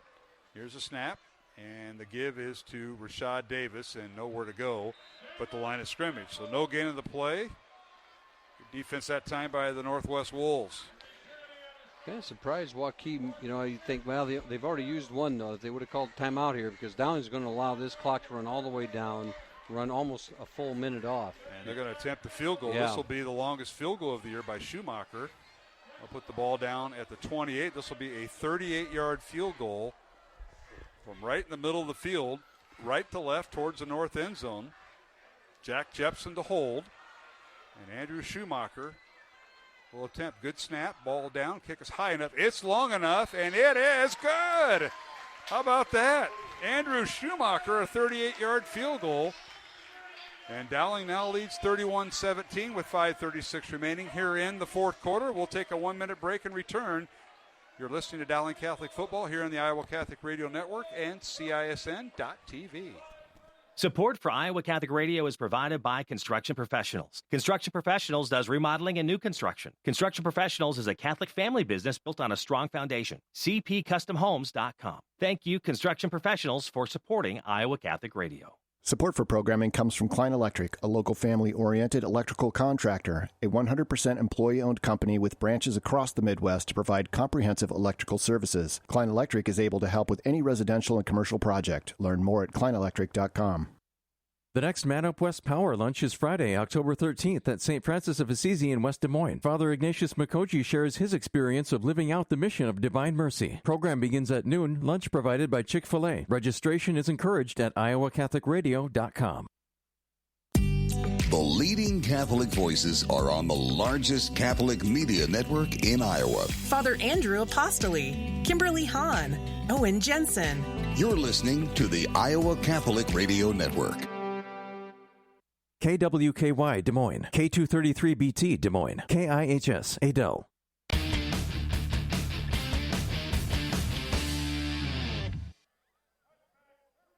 Hey, we're back here at Valley Stadium in West Des Moines. Glad you could join us on a Friday night of high school football, week number 4. Dowling kicking off, and it goes into the end zone touchback. Northwest Wolves will have it, 1st and 10 on their own 20, but Dowling goes 12 plays, 80 yards, and Andrew Schumacher with a 38-yard field goal increases Dowling's lead to 31-17. Let's go down the Dowling sideline. Well, we're going to wait for this play as they're ready to go. Going to John Shido after this play. Johnson on play action, wants to run, rolls to his left, being chased, and throws it out of bounds, incomplete. It'll bring up 2nd down and 10. And Johnny, nice drive by the Dowling offense, getting that field goal by Schumacher, and that was done to perfection. Yeah, he's a great weapon to have. He's got a great leg, and he had a lot of extra room to kick that ball. I mean, that went through the uprights with well more room to spare. I mean, he's got a great leg, and that's a great weapon to have to get those 3 points and extend that two possession game. Did you and your 8th grade coaching staff get him the basics on that? Yeah, the only thing I know how to do is to hold the ball. As far as your kicking steps and stuff like that, I have no clue. Okay, I thought I thought he'd give it to an assistant coach or something, but you didn't give them credit, Matt. No, Coach Rami has just done a great job, hasn't he? Yes. I mean, he has done an outstanding job since coming on staff, and you even saw it in the kickoffs. You know, the kickoffs going into the end zone, the one pop fly they got the fumble out of early in the first half. You know, that's great coaching. That's by design, what they're doing every time, and he deserves a lot of credit for what he's done with this kicking game. All right, 5:25 to go here in the fourth quarter. Dowling leading 31-10, and now Johnson back to throw. Looks downfield, fires out, and it's caught near first down. Pyle pushes him back, but a great reception that time by Will Retz. And forward progress will leave him about a yard shy. Yeah, a little short. And so this interesting, fourth and short here, 4th and 1 with 5 minutes left in the game, Dowling up 31-17. And Coach Corey Kapatich got to make a decision right now. Yeah, he does. He's got his dad down there, Tom Kapatich, coached at Dowling for a little bit. And there really isn't much decision here. There isn't. 3 receivers left, 2 tight ends. And Johnson will keep it. He's got the first down across the 30 up to the 32-yard line. Yeah, no question about that. They had to go for it. We got a late flag on this. So Johnson picks up the first down, but there may be some other things happening as it moves the ball up to the 32-yard line and give him a gain of 3. Something happened in the pile there at the end, and we'll see what happened.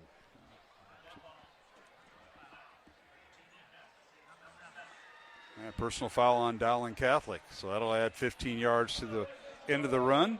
It'll be a 1st and 10, Waukee Northwest at their own 47-yard line. Coach Wilson mentioned it in the pregame, your discussion with him, and it was the penalties. Again, this team has done a little bit of putting themselves in situations by the penalties over these first 4 games.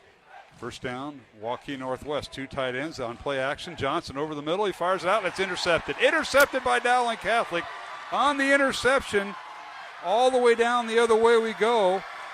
Zach Schmidt. Is Zach Schmidt.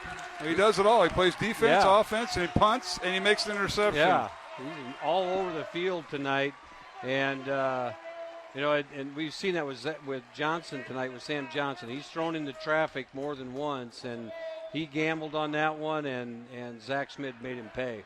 4:19 to go in the fourth quarter. Dowling will have a first down at the Northwest 26. And John Chido, I think a little film study that time. Zach jumped that route because he was the intended receiver. I didn't see another receiver around. No, he did a great job of just getting to the zone, knowing where the ball is going to be thrown on that particular combination of routes there. And that's the first time they went underneath instead of throwing it deep. The other couple of times when Sam Johnson completed it, he threw it deep. He did not throw it to the underneath route. All right, handoff Rashad Davis, and he bounces through down from the 26-yard line down to the 20. He'll pick up 6 yards, and it'll bring up 2nd and 4. The Maroons keep the clock running. Here's where that offensive line, after they've been wearing them down all night, starts to take over, and you're going to see a heavy dose here of Rashad Davis and Dante Cataldo, I think, carrying the football. Right, the Maroons taking their time between plays, trying to get that play clock down. 3:50 remaining here in the fourth quarter. Dowling 31, Waukee Northwest 17 here on Iowa Catholic Radio as we simulcast with our friends at CISN.TV. Mark Amadeo, Matt Maindring, John Chido on the Dowling sideline. Von Lundner family with us. Matt and Timmy hand off Rashad Davis, and he carries the ball to a first down inside the 16 of Northwest. You're looking at the situation now with running down to 3:20 left in the ball game, 31-17 Dowling, and this drive is now about trying to chew up clock. Right. Keep that ball in between the boundaries and just keep it turning. And it's a matter of when Coach Kapatich will use his timeouts. He's got 2 left. Maroons are just letting the clock grind. Tonight's game on Iowa Catholic Radio brought to you in part by Mercy One, Catholic Tuition Organization, and Dental Associates. Dowling in the Bozen the Florist Red Zone. Say more with Bozen online at bozen.com. 515-244-ROSE. That's 515-244-7673. Cataldo now letting the play clock get under 10. Works out of a pistol formation. Tight end on the left. Two receivers on the right. Dante. There's a snap.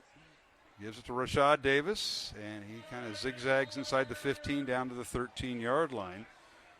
I think I may have to get on the Bozen the Florist hotline. Anniversary's tomorrow. Uh-oh. Wife is standing behind you, Matt. Oh, yeah, there she is. I just thought of that as I read that You just promo. thought of that? Yeah. Hey, Tom, I hope you're open early Saturday morning.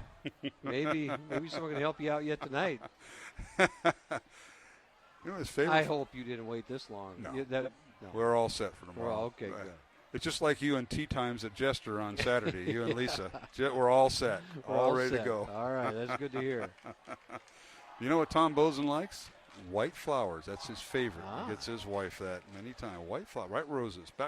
And here's Cataldo back to throw, and he hands it off to Rashad Davis. Slips the tackle and gets it down to the 10-yard line for a gain of 3. It keeps the clock running as we're under 2 minutes to play, and the Maroons leading 31-17 over Waukee Northwest. You were talking about zigzagging, and I think of bob and weave. Bob and weave, yeah. When I see Rashad Davis run the football there, and again, he's just done a heck of a job tonight and shown a lot of energy.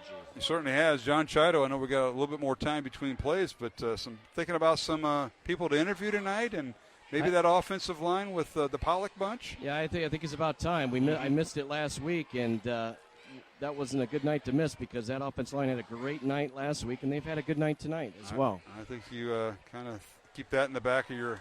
I got to think Zach Smith and Leifker. Yeah, both of them. Leifker. Yeah, I think maybe a Rockers or a yeah. Freylack. Yeah, you know.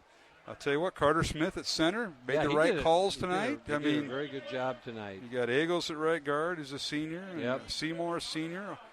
Yeah, as you mentioned, Matt, before the game, you have 4 seniors that are flanking that junior center. Now we've got a timeout on the field. We will keep it here for the first time tonight. 31-17, Dowling. Minute 14 to go here in the fourth quarter. And now it's time to talk to our guests, the Fawnlanders. Who's going to do this? Matt? Timmy?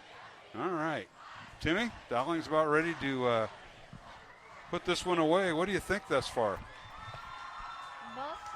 Now, come on, just like you're at home with Dad and TV. Dowling has done pretty good today. Okay. And that's going to carry over to tomorrow. The running game has been really good, and the passing game. Uh-huh. What about tomorrow morning? What about tomorrow morning, the team you're taking? You're going to play defense for your dad. He's the D coordinator on your group, yeah. And you got to play offense. That's where these guys all started, believe it or not. Can't win a game with only doing defense, and you can't win a game with only doing offense. Who told you that? That's pretty good. Who told you that? That wasn't the guy from Sheldon. I know better. They do both. At least they try. Now we got a timeout on the field. Timeout, Dowling. We'll keep it here. Minute 14 to go. Fourth quarter. Dowling leading 31-17. And Timmy?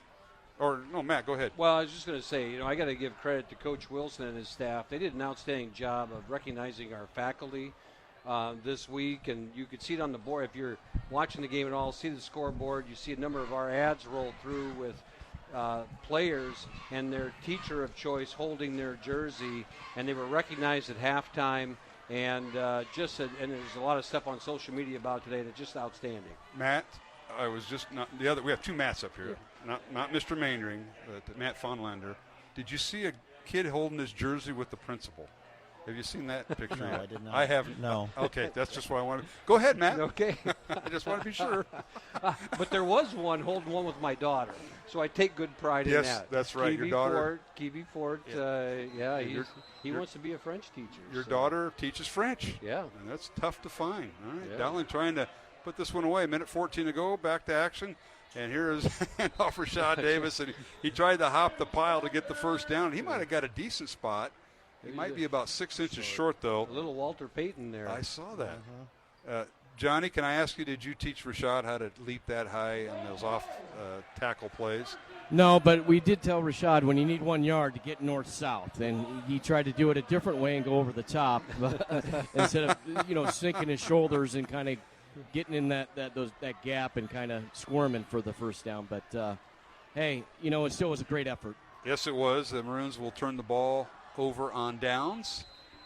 So Northwest will have the ball on their own 6-yard line with 1:10 remaining. Back to throw is Johnson. Fires the ball downfield for his receiver. The pass is incomplete. And that really got into play Jacob Kruger, who was on defense that time, defending Maverick Inman, who's made a couple catches tonight, Matt. He has. And, again, this isn't where, I don't think Northwest wants to make their money in the long run. It's be able to, and they've got a weapon coming forward in Sam Johnson. He's a good young athlete, good young quarterback. And as he learns to throw and to run, he's going to be a dynamic player. All right, little quick out pattern to Maverick Inman. Quickly tackled by Dowling. Clock continues to run. Wolves with 1 timeout left, 55 seconds remaining. Dowling leading 31-17. The Wolves with the ball. And they'll put the ball down at the 15-yard line. Gain of 9. And back to throw is Johnson again. Looks near side. And the pass is overthrown, incomplete. Threw over the head of Dowling's Parker Pearson, who already has an interception back in the first half. And that'll stop the clock with 38 seconds remaining. 4th and 1 for the Wolves. Just a couple scores. Southeast Polk has extended that lead over Ankeny Centennial 24-14 late in the 4th. And Ankeny did defeat Johnston 9-7. A low-scoring game up there in Ankeny. Here's Johnson, takes the handoff, will keep it and run out of bounds. That'll stop the clock with 33 seconds and picked up the first down. Scattered the chain gang on the far sideline. Those guys are got to be careful over there. Talk to them a little bit before the game and get their comments. A veteran crew. Johnny, isn't that a veteran crew over there we have for our chain gang? I don't know. They're getting a little gun shy because they're dropping those chains awful quick and getting out of the way. I've noticed that a lot tonight. You noticed that too. Pass is incomplete on first down. The receiver was right in front of us, and that was Caleb James, who couldn't make the catch. Well defended by Dowling, Matt. Yeah, well defended by Parker Pearson there, who has come in for Kenny James tonight. And Kenny James has been starting at opposite corner, but I've seen him walk around the sidelines without his helmet, which means one of two things: he got injured, and they're not letting him sneak back out there, or he may have been slightly concussed or something like that. All right, Johnson back to throw. Airs it out, and it is caught near side by Michael Dunnigan. Brought down at the 30-yard line. That'll stop the clock with 18 seconds remaining. 31-17. Reminder, we'll go to our post-game show. Interviews with the head coach Tom Wilson of Dowling Catholic. I'm sure our camera people can find him. Timeout, we'll keep it here with 18 seconds of play, and I think, yes, Northwest uses their final timeout. Matt, you've got to look at some scores. Updated score. That Ankeny game is not over, so that it is Ankeny 16, Johnston 7. Okay. Sometimes you can't trust social media, but you can trust people that, Rob Ryan's out there listening to the game and hooked me up with a score there. Thanks, Rob. There you go. Matt Fonlander, what do you think? You guys enjoy this? This view? It's a very good view, and the offense did a really good job of really expanding, what they could do offensively. Obviously, they're keying in on Davis, but then able to put some keepers and some different pass routes out in the flat. You don't want to be too one-dimensional on offense, even though you got a Rashad Davis back there, because and you saw that tonight. It opens things up. It does, and the quarterback figured that out. You all ready for tomorrow's game? You're the D coordinator on Timmy's team, right? Yep. The Broncos. We got a good group. The Broncos. Me being a Raider fan, I'm talking about an Oakland, L.A., and now Las Vegas Raider fan. Mm-hmm. Broncos. Okay. Well, Timmy's favorite player is Devontae Adams. There you go, my man, right here. Fist bump. He built his legacy with the right team first, though. That's a Packer fan over there. Why my color guys have all been Packer fans? Marcoulier and now Maindring, and now a pass out in the flat, caught by Dunnigan out of bounds at about midfield. 12 seconds remaining. Dowling leading 31-17. Timmy, you all set for tomorrow? What number are you, first of all? I'm number 5. Okay. And what positions are you on offense and on defense? On offense, I'm mainly wide receiver, running back, and quarterback. Okay. And then on defense? And on defense, I'm cornerback. Okay. Right. And your dad's a defensive coordinator. Yes. So has he taught you what a cover 2 is? You know what that is? Cover 2, cover 0. Yeah. Matt, can you help him out? I think it's probably a lot of cover 0 at that Cover age. 0. Yeah. That'll wrap it up as Johnson sacked on the final play. Owen pins with the sack to finish it. There you go. Final score, Dowling 31, Waukee Northwest 17. The Maroons moved to 4-0 on the year, ranked second in Class 5A in the Associated Press.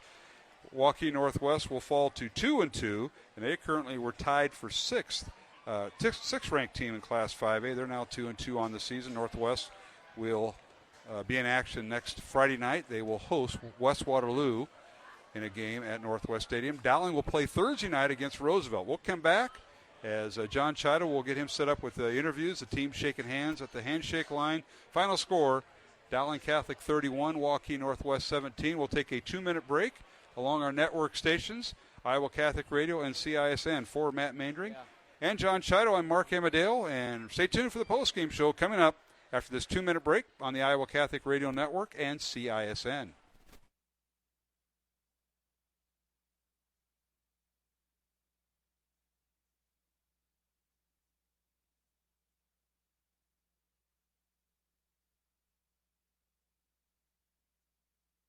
Support for Iowa Catholic Radio is provided by Skeffington's Formal Wear, in business since 1951, with locations in Des Moines, West Des Moines, Coralville, and Ankeny. Skeffington's Formal Wear, fitting you for life celebrations. Online at skeffingtons.com. Support for Iowa Catholic Radio is provided by CTO. Your support has helped thousands of students attend our Catholic schools. CTOiowa.org. At CTO, the bottom line, it's for the kids and their future. Catholic United Financial, proud to support Iowa Catholic Radio. Catholic United, member-owned, with financial services to protect and connect Catholic families, parishes, schools, and communities. Catholic United, helping Catholics in Iowa and the upper Midwest build secure financial futures for 145 years. Learn more about the Catholic United story. Call local member advisor Duke McCarter at 515-380-0153 or go to iowa.catholicunitedfinancial.org.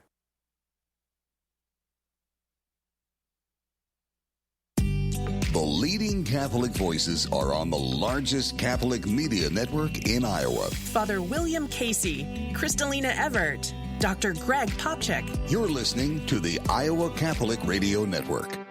Join the Iowa Catholic Radio family for the celebration of Holy Mass at our Chapel of St. Gabriel the Archangel on the first Friday of every month at 11:30 a.m. The chapel is located at our network studios, 1355 50th Street, Suite 500 in West Des Moines. Support for programming comes from Klein Electric, a local family-oriented electrical contractor, a 100% employee-owned company with branches across the Midwest to provide comprehensive electrical services. Klein Electric is able to help with any residential and commercial project. Learn more at kleinelectric.com.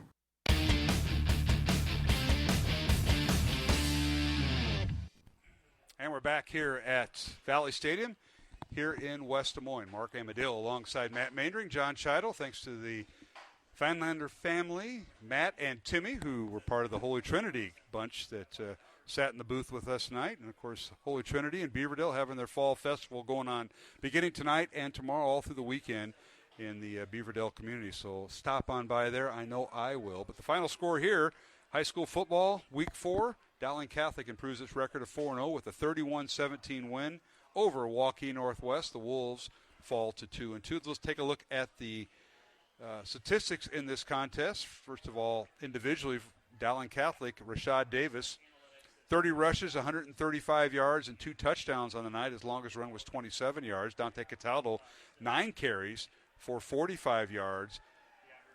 Zach Smith, 1 carry for 4 yards. Dante Cataldo was passed for 178 yards and a touchdown tonight. Rashad Davis, as mentioned, 135-yard rushing yards and 2 touchdowns. And Curtis Horace for the Maroons, 107 yards receiving on the night for Dowling Catholic. And for Sam Johnson, passed for 165 yards and a touchdown for Waukee Northwest. He also led the team in rushing with 101 yards and 1 touchdown. And Maverick Inman, the leading receiver for Northwest, had 118 yards and a touchdown on the evening. So let's look at some of the numbers. Dowling was penalized for 63 yards tonight. Waukee Northwest, 33 yards in penalties. as the Maroons intercepted Waukee Northwest twice tonight to cause turnovers. Dowling with 178 yards passing and 184 yards rushing for 362 yards of total offense. Waukee Northwest 129 yards on the ground, 165 yards in the air with 294 yards of total offense. So that's the numbers tonight. I want to thank Jared Seifert for providing those. And Matt, I know before we go to our interviews with Johnny on the field, your thoughts on some of the scoring we got. First of all, updated scores from around district football here in Central Iowa. Again, the score out of Southeast Polk, it's still 24-14 late in the game there. So it looks like Southeast Polk's going to hang on. And the Ankeny Johnston game is 16-7, the last score we got, and just not a lot of other updates on here right now. Ames was ahead of Roosevelt 20-0 at the half. And Waukee leading Valley 24-7. If that happens, Valley could fall to 0-4 on the season. But right now, Waukee leading Valley 24-7 in the fourth quarter. Appreciate that update. And a shout out to Stephanie Starcone, Stevie Starcone's mom. Happy birthday, Stephanie. Her birthday is on Mary and I's anniversary, and that's tomorrow. So I want to get that out. And, of course, some of the Starcones providing some of the scores tonight. We appreciate that, what they're doing. Anything else, Matt, before we find out what Johnny's up to? No, that's all I have right now. All right. And I got a feeling it's going to be an offensive line. I see a pile of kids down there. Yeah, that's the offensive line, and I think Johnny's about ready. John Chido on the field with interviews for the Dowling offensive line. Final score, Dowling 31, Waukee Northwest 17. Now down to the field with John Chido here at Valley Stadium. Take it away. Hold on, Mark. We're getting set here. Just 1 second. Okay, you do what you need to do. Oh, we got pictures and everything. Look at this. All right, so we have Kyle Rockers, offensive lineman. You guys did a phenomenal job last week, and I wasn't able to get an interview, so I'm making up for that. But also this week, nice job by the offensive line. Just walk us through your process this week and what led to your guys' success tonight. Yeah, well, we're really trying to get into our identity of running the football as a team. That's what we want to be really good at. We want to have a really good offensive line. And this week, our starting center, Max, he got hurt. He went out. So it was really awesome to see Carter come in and play a great game this week and great second half or a couple drives last week. So it was awesome to see our offensive line improve this week, and we ran the ball pretty well. Matt or Mark? I'd say, Kyle, bringing Carter along, what did you guys do as seniors around him to help elevate him this week? Yeah, so during practice, when it's defensive periods, Coach Casey Shelton always has us pulled over, us starters off to the side, and we're just working on double team blocks the whole time. So Max is in his ear, giving him all of his knowledge, and we're all just trying to look at him and help him out and make sure he knows what he's doing so he could play a good game tonight. Well, Kyle, congratulations. I tell you what, calling the game, when you see Rashad Davis get the amount of yards he gets, you got to look right into the offensive line, and you're a big part of his success and Dowling's offensive success this year.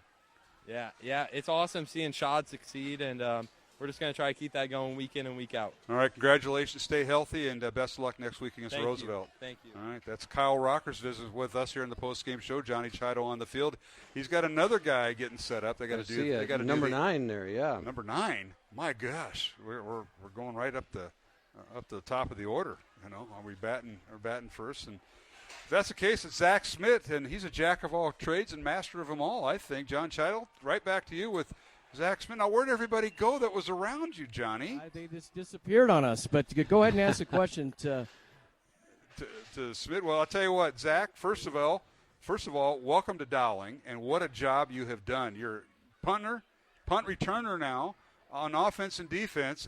Where do you like to play? What's your favorite position, Zach? Honestly, I just love playing football. Whatever it is, whatever my team needs, I'm going to be there. I'm going to do it for them. So I just, football is something that I love, and it's a lifestyle that I live. So that's what I love doing. You're kind of like a Swiss Army knife tonight, aren't you? I mean, you're all over the field. And, Zach, talk about, how it's progressed for you at Dowling Catholic over the last couple of years. So I just got here last January. Yeah. So, talk about that transition for you. When I got here, obviously, first thing I did, I went in and met all my coaches. They kind of sat me down, talked me through what they thought I could do and where I could play. So obviously, I met with Wilson, and then I met Coach Jack, our linebackers coach, and Coach Meeks, our running backs coach. And they kind of every morning, or not, around every morning, I'd go in and they'd go over some of the stuff that we would run this year, and just kind of like either what if defense that we would run, and just kind of things that other teams would run, and how to prepare for that. And also same with offense, go in there, learn some of the plays, and also learn that what other teams might throw at us. Well, Zach, you've done a great job this year. Keep it up, stay healthy, and we always know if number 9's out there, there must be a football game on a Friday night because you're on both sides of the ball and on special teams. Thank you. All right, best of luck, my friend. Yeah, best of luck. That's Zach Smith, as mentioned, transferred from Dallas Center Grimes, and he has played every position, offense, defense, and then some. As after Dowling's win tonight, 31-17, the Maroons with the win. And our final guest is the head coach of Dowling Catholic, and that is Tom Wilson, and John Chido has him on the field. Johnny? Congratulations, Coach, on the great victory tonight and the adjustments you guys made at the second half, and were able to contain Sam Johnson, keep him in the pocket, and your defense made some nice stops there at the end, and the offense was able to put up some scores and capture the victory. Yeah, it's a good win for us. Like I said to our kids after, we had our share of stuff this week with, you replace your center, and Trey was kind of a game time situation, and we had other guys that were sick all week, and then, Kenny James has a groin that was giving him trouble, so then he didn't play a snap tonight, and yet we're still able to come out here with a win, so it's certainly good. Matt or Mark? Yeah, you mentioned the injuries, Coach, but your team overcame them, and the penalties. You cut down on them. I know it's not perfect, but you made some big progress there, cutting out the penalties. And last week you were able to overcome that also, but I know that was an emphasis in practice this week. Well, it was, and we still had a couple on the defensive side, and then we kill ourselves. We're getting ready to go put the game away, and we're driving, and then we get the holding call. So we find a way to make life more difficult for ourselves. But again, we got the win, and we move on, and we've got a short work week, and so we'll get back to work tomorrow. Coach Wilson, talk about how important it is for Carter Smith to have those seniors around him and how he came and played tonight. It's huge, and one of the best things I could probably say for Carter is I didn't notice him much, and Max is a really, really good player and has played a lot of football games for us. But Carter Smith's somebody we've had an awful lot of confidence in. He obviously played on the defensive side of the ball up until this week. And, he does. Rockers is really the ringleader of the group. And I know they have confidence in him as well. And, you get a guy like Freylack as well that you don't notice Freylack either. And he doesn't say much, but he plays pretty well. So I do think it's important that those guys are seniors, and they've got a lot of faith in Carter Smith. Coach, thanks for visiting with us here in the post-game show. Best of luck. Short week. You take on Roosevelt Thursday night at Hoover Stadium at McGrain Stadium. Best of luck. I appreciate that, Mark. I wanted to make sure you knew that Zach Smith has Monroe genes. I know all about this. Okay. Van Veen has already told me. All right. Coach Van Veen. Just wanted to make sure we got that answer. Is there anybody from Monroe listening? Probably not. Okay. Oh, your mom, right? Yeah. She's here. Oh, she's already. No, she's not listening. She's already. She's here. Thanks, Tom. All right, thank you. Tom Wilson, the head football coach at Dowling Catholic. Yeah, my son played out there. I know all the connections, and I knew the Smith. I just thought, well, I'm not going to mention it, but he did. Zach's a good friend of Mr. Van Veen, relative, and we appreciate that. Yeah. All right. Well, that's going to wrap up segment one because the CISN folks are leaving us. They have to go away. So we want to thank everybody responsible for that broadcast, led by the senior guy, Pete Tarpey, and I literally mean senior guy. Pete does a great job with the group. They had 3 games going on tonight, and he covered them all, so hats off to them. San and Gracia. Sean was our studio producer here, and along with Rachel Hawley and Pete in the other room. Thanks to them, and Jennifer Phelps ran the scoreboard. So our thanks to CISN as we thank them. Final score again, Dowling 31 and Waukee Northwest 17. We'll take a break here on Iowa Catholic Radio, but so long for everybody that was watching on CISN.TV.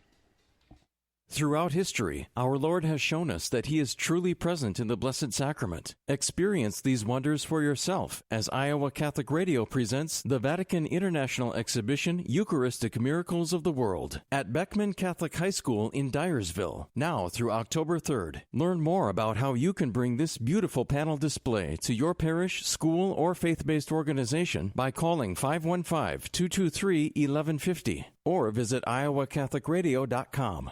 Support for Iowa Catholic Radio is provided by Skeffington's Formal Wear, in business since 1951, with locations in Des Moines, West Des Moines, Coralville, and Ankeny. Skeffington's Formal Wear, fitting you for life celebrations. Online at skeffingtons.com. The leading Catholic voices are on the largest Catholic media network in Iowa. Father Joseph Mary, Dan and Stephanie Burke, Bear Wozniak. You're listening to the Iowa Catholic Radio Network.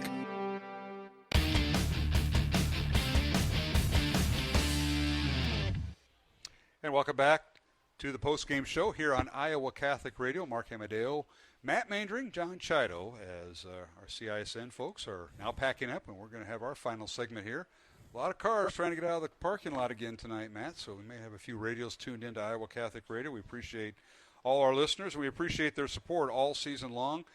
This is the end of Week 4. Dowling now 4-0 on the season. Waukee Northwest falls to 2-2 with the Dowling win, 31-17 over Waukee Northwest. Dowling led at halftime 21-10 and had a very nice night. Rashad Davis, we mentioned once again over 100 yards, pair of touchdowns. Dante Cataldo rushed for a touchdown and threw for a touchdown. And Andrew Schumacher, 38-yard field goal, his longest of the season. I'm not sure if that's of his career, but it's the longest of the season. So a lot of things happen on the positive side for Dowling. And, of course, we turn around and the Maroons play Roosevelt Thursday night. That game is at Hoover, and that's because Drake Stadium is not available. So we'll play there at Hoover. Later start, 7:30, as there'll be a freshman game starting ahead of that. So that, we're thinking 7:30 we can get started, maybe a little later depending on how that goes. But we'll be at McGrain Stadium on the campus of Hoover High School Thursday night, Matt. It'll be fun. The short week and the quick turnaround for the kids, and our staff the staff will be working hard to get these kids turned around. And you said you got to overcome some injuries this time of the year. As we start to close things down, we should give a shout out to Mary Beth Wiskus and the volleyball team. Absolutely. For their efforts in the digging for gold to support childhood cancer awareness, and the event they held, that in conjunction with the volleyball game and the volleyball win over Waukee on Tuesday night. Just an outstanding job by Coach Wiskus and all the girls involved. And I got to watch the television interview as well, and just it shows, as we talked at halftime about the community service aspect of what we want out of our kids, and to see that from the leaders in each of these programs and all of our athletic programs do those things throughout the year, and it becomes second nature, and so you don't recognize it sometime.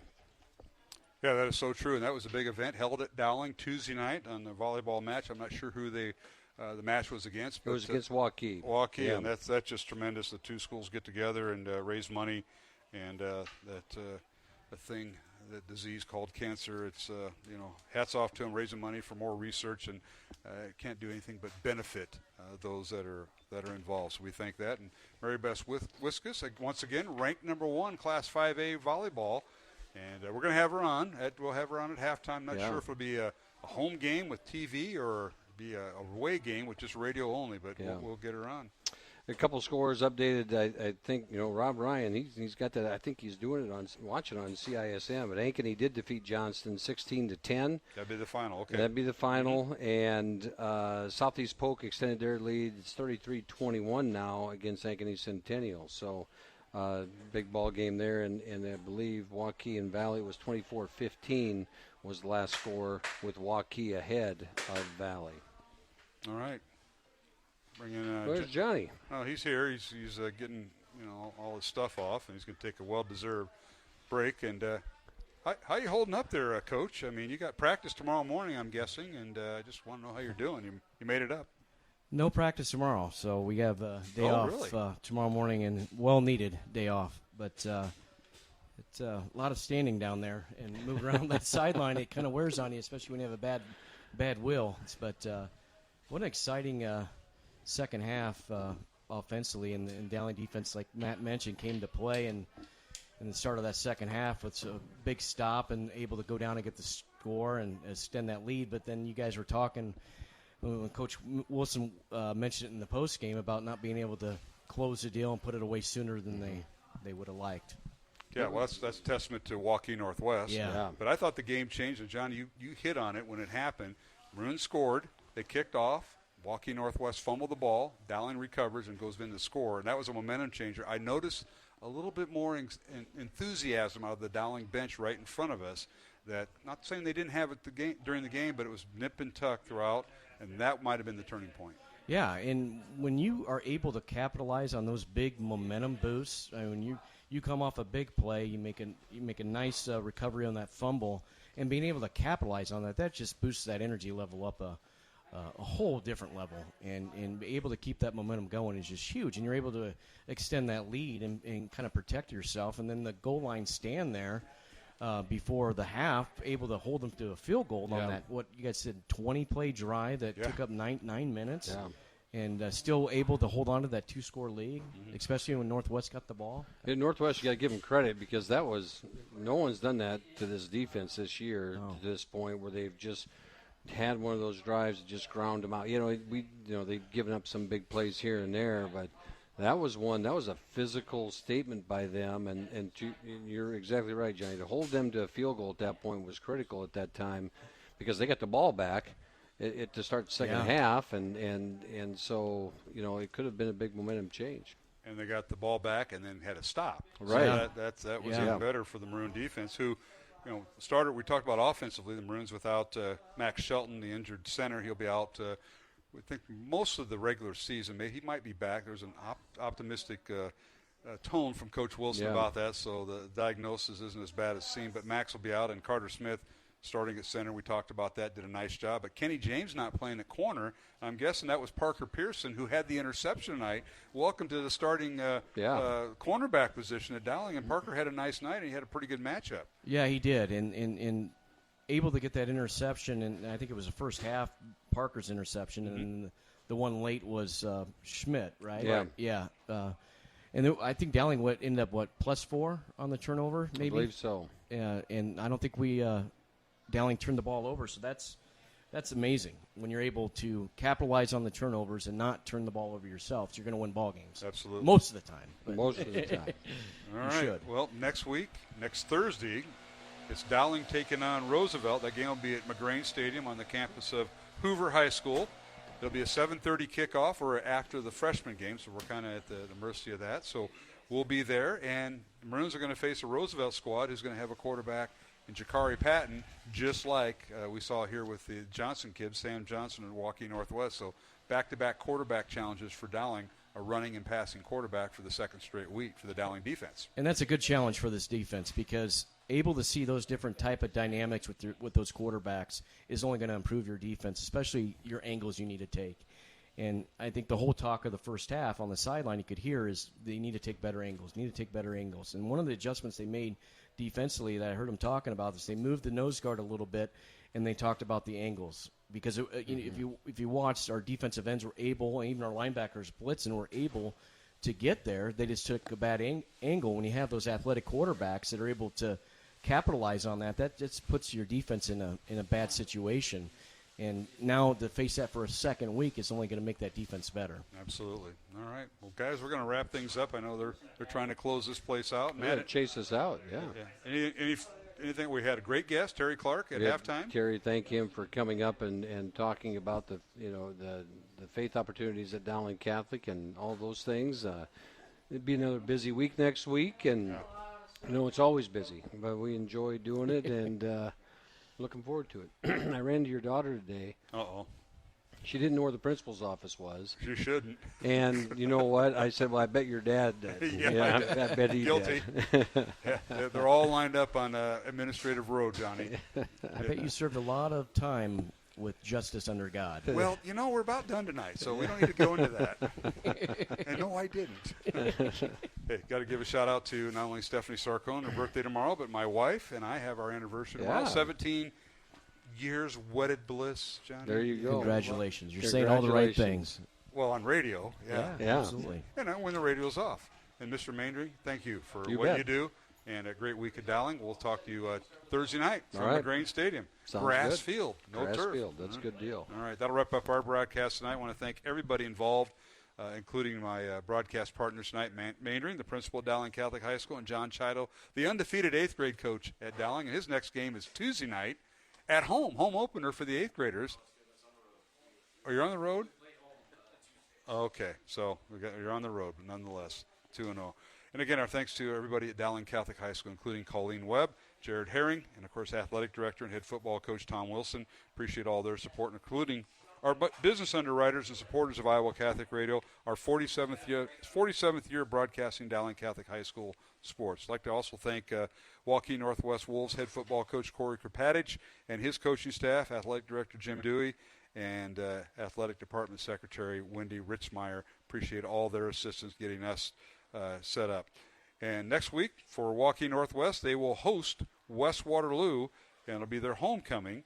And for Dowling Catholic, they will play on Thursday night, beginning of Week 5. Second-ranked Dowling taking on Roosevelt at McGrain Stadium on the campus of Hoover High School. Dowling fans will sit on the west side of the stadium, so a reminder about that. We'll go on the air at 7 o'clock Thursday night with our pregame show, kickoff at 7:30 following the freshman game. And our thanks tonight also to our special guests, Matt and Timmy Fonlander, and, of course, their family, Dr. Tammy, Noel, Brady, Max, and Bridget. Thanks to all the Fonlanders for taking part in the Holy Trinity fundraiser. And don't forget, the Beaverdale Fall Festival is going on right now tonight, tomorrow, and on Sunday. So reminder about that. Once again, the final score for the final time tonight, Dowling defeats Waukee Northwest by the score of 31-17. The Maroons now 4-0 on the season. Waukee Northwest falls to 2-2. And for Matt Mandry and John Chido, and our thanks to the CISN crew, Pete Tarpey and the CISN webcasting team, and our thanks to Roman and Josephina Wilcom and their dad, Matt, back at the studios of Iowa Catholic Radio. This is Mark Amadale saying goodnight and so long. Have a safe and blessed, faith-filled weekend. Coverage of Dowling Catholic sports is underwritten by Ashworth Vision Clinic, Construction Professionals, Dental Associates, Klein Electric, Catholic United Financial, Mercy One, the Catholic Tuition Organization, Skeffington's Formal Wear, and Bozen the Florist. Please support the businesses that underwrite Iowa Catholic Radio. The preceding has been a Dowling Catholic Sports presentation on Iowa Catholic Radio.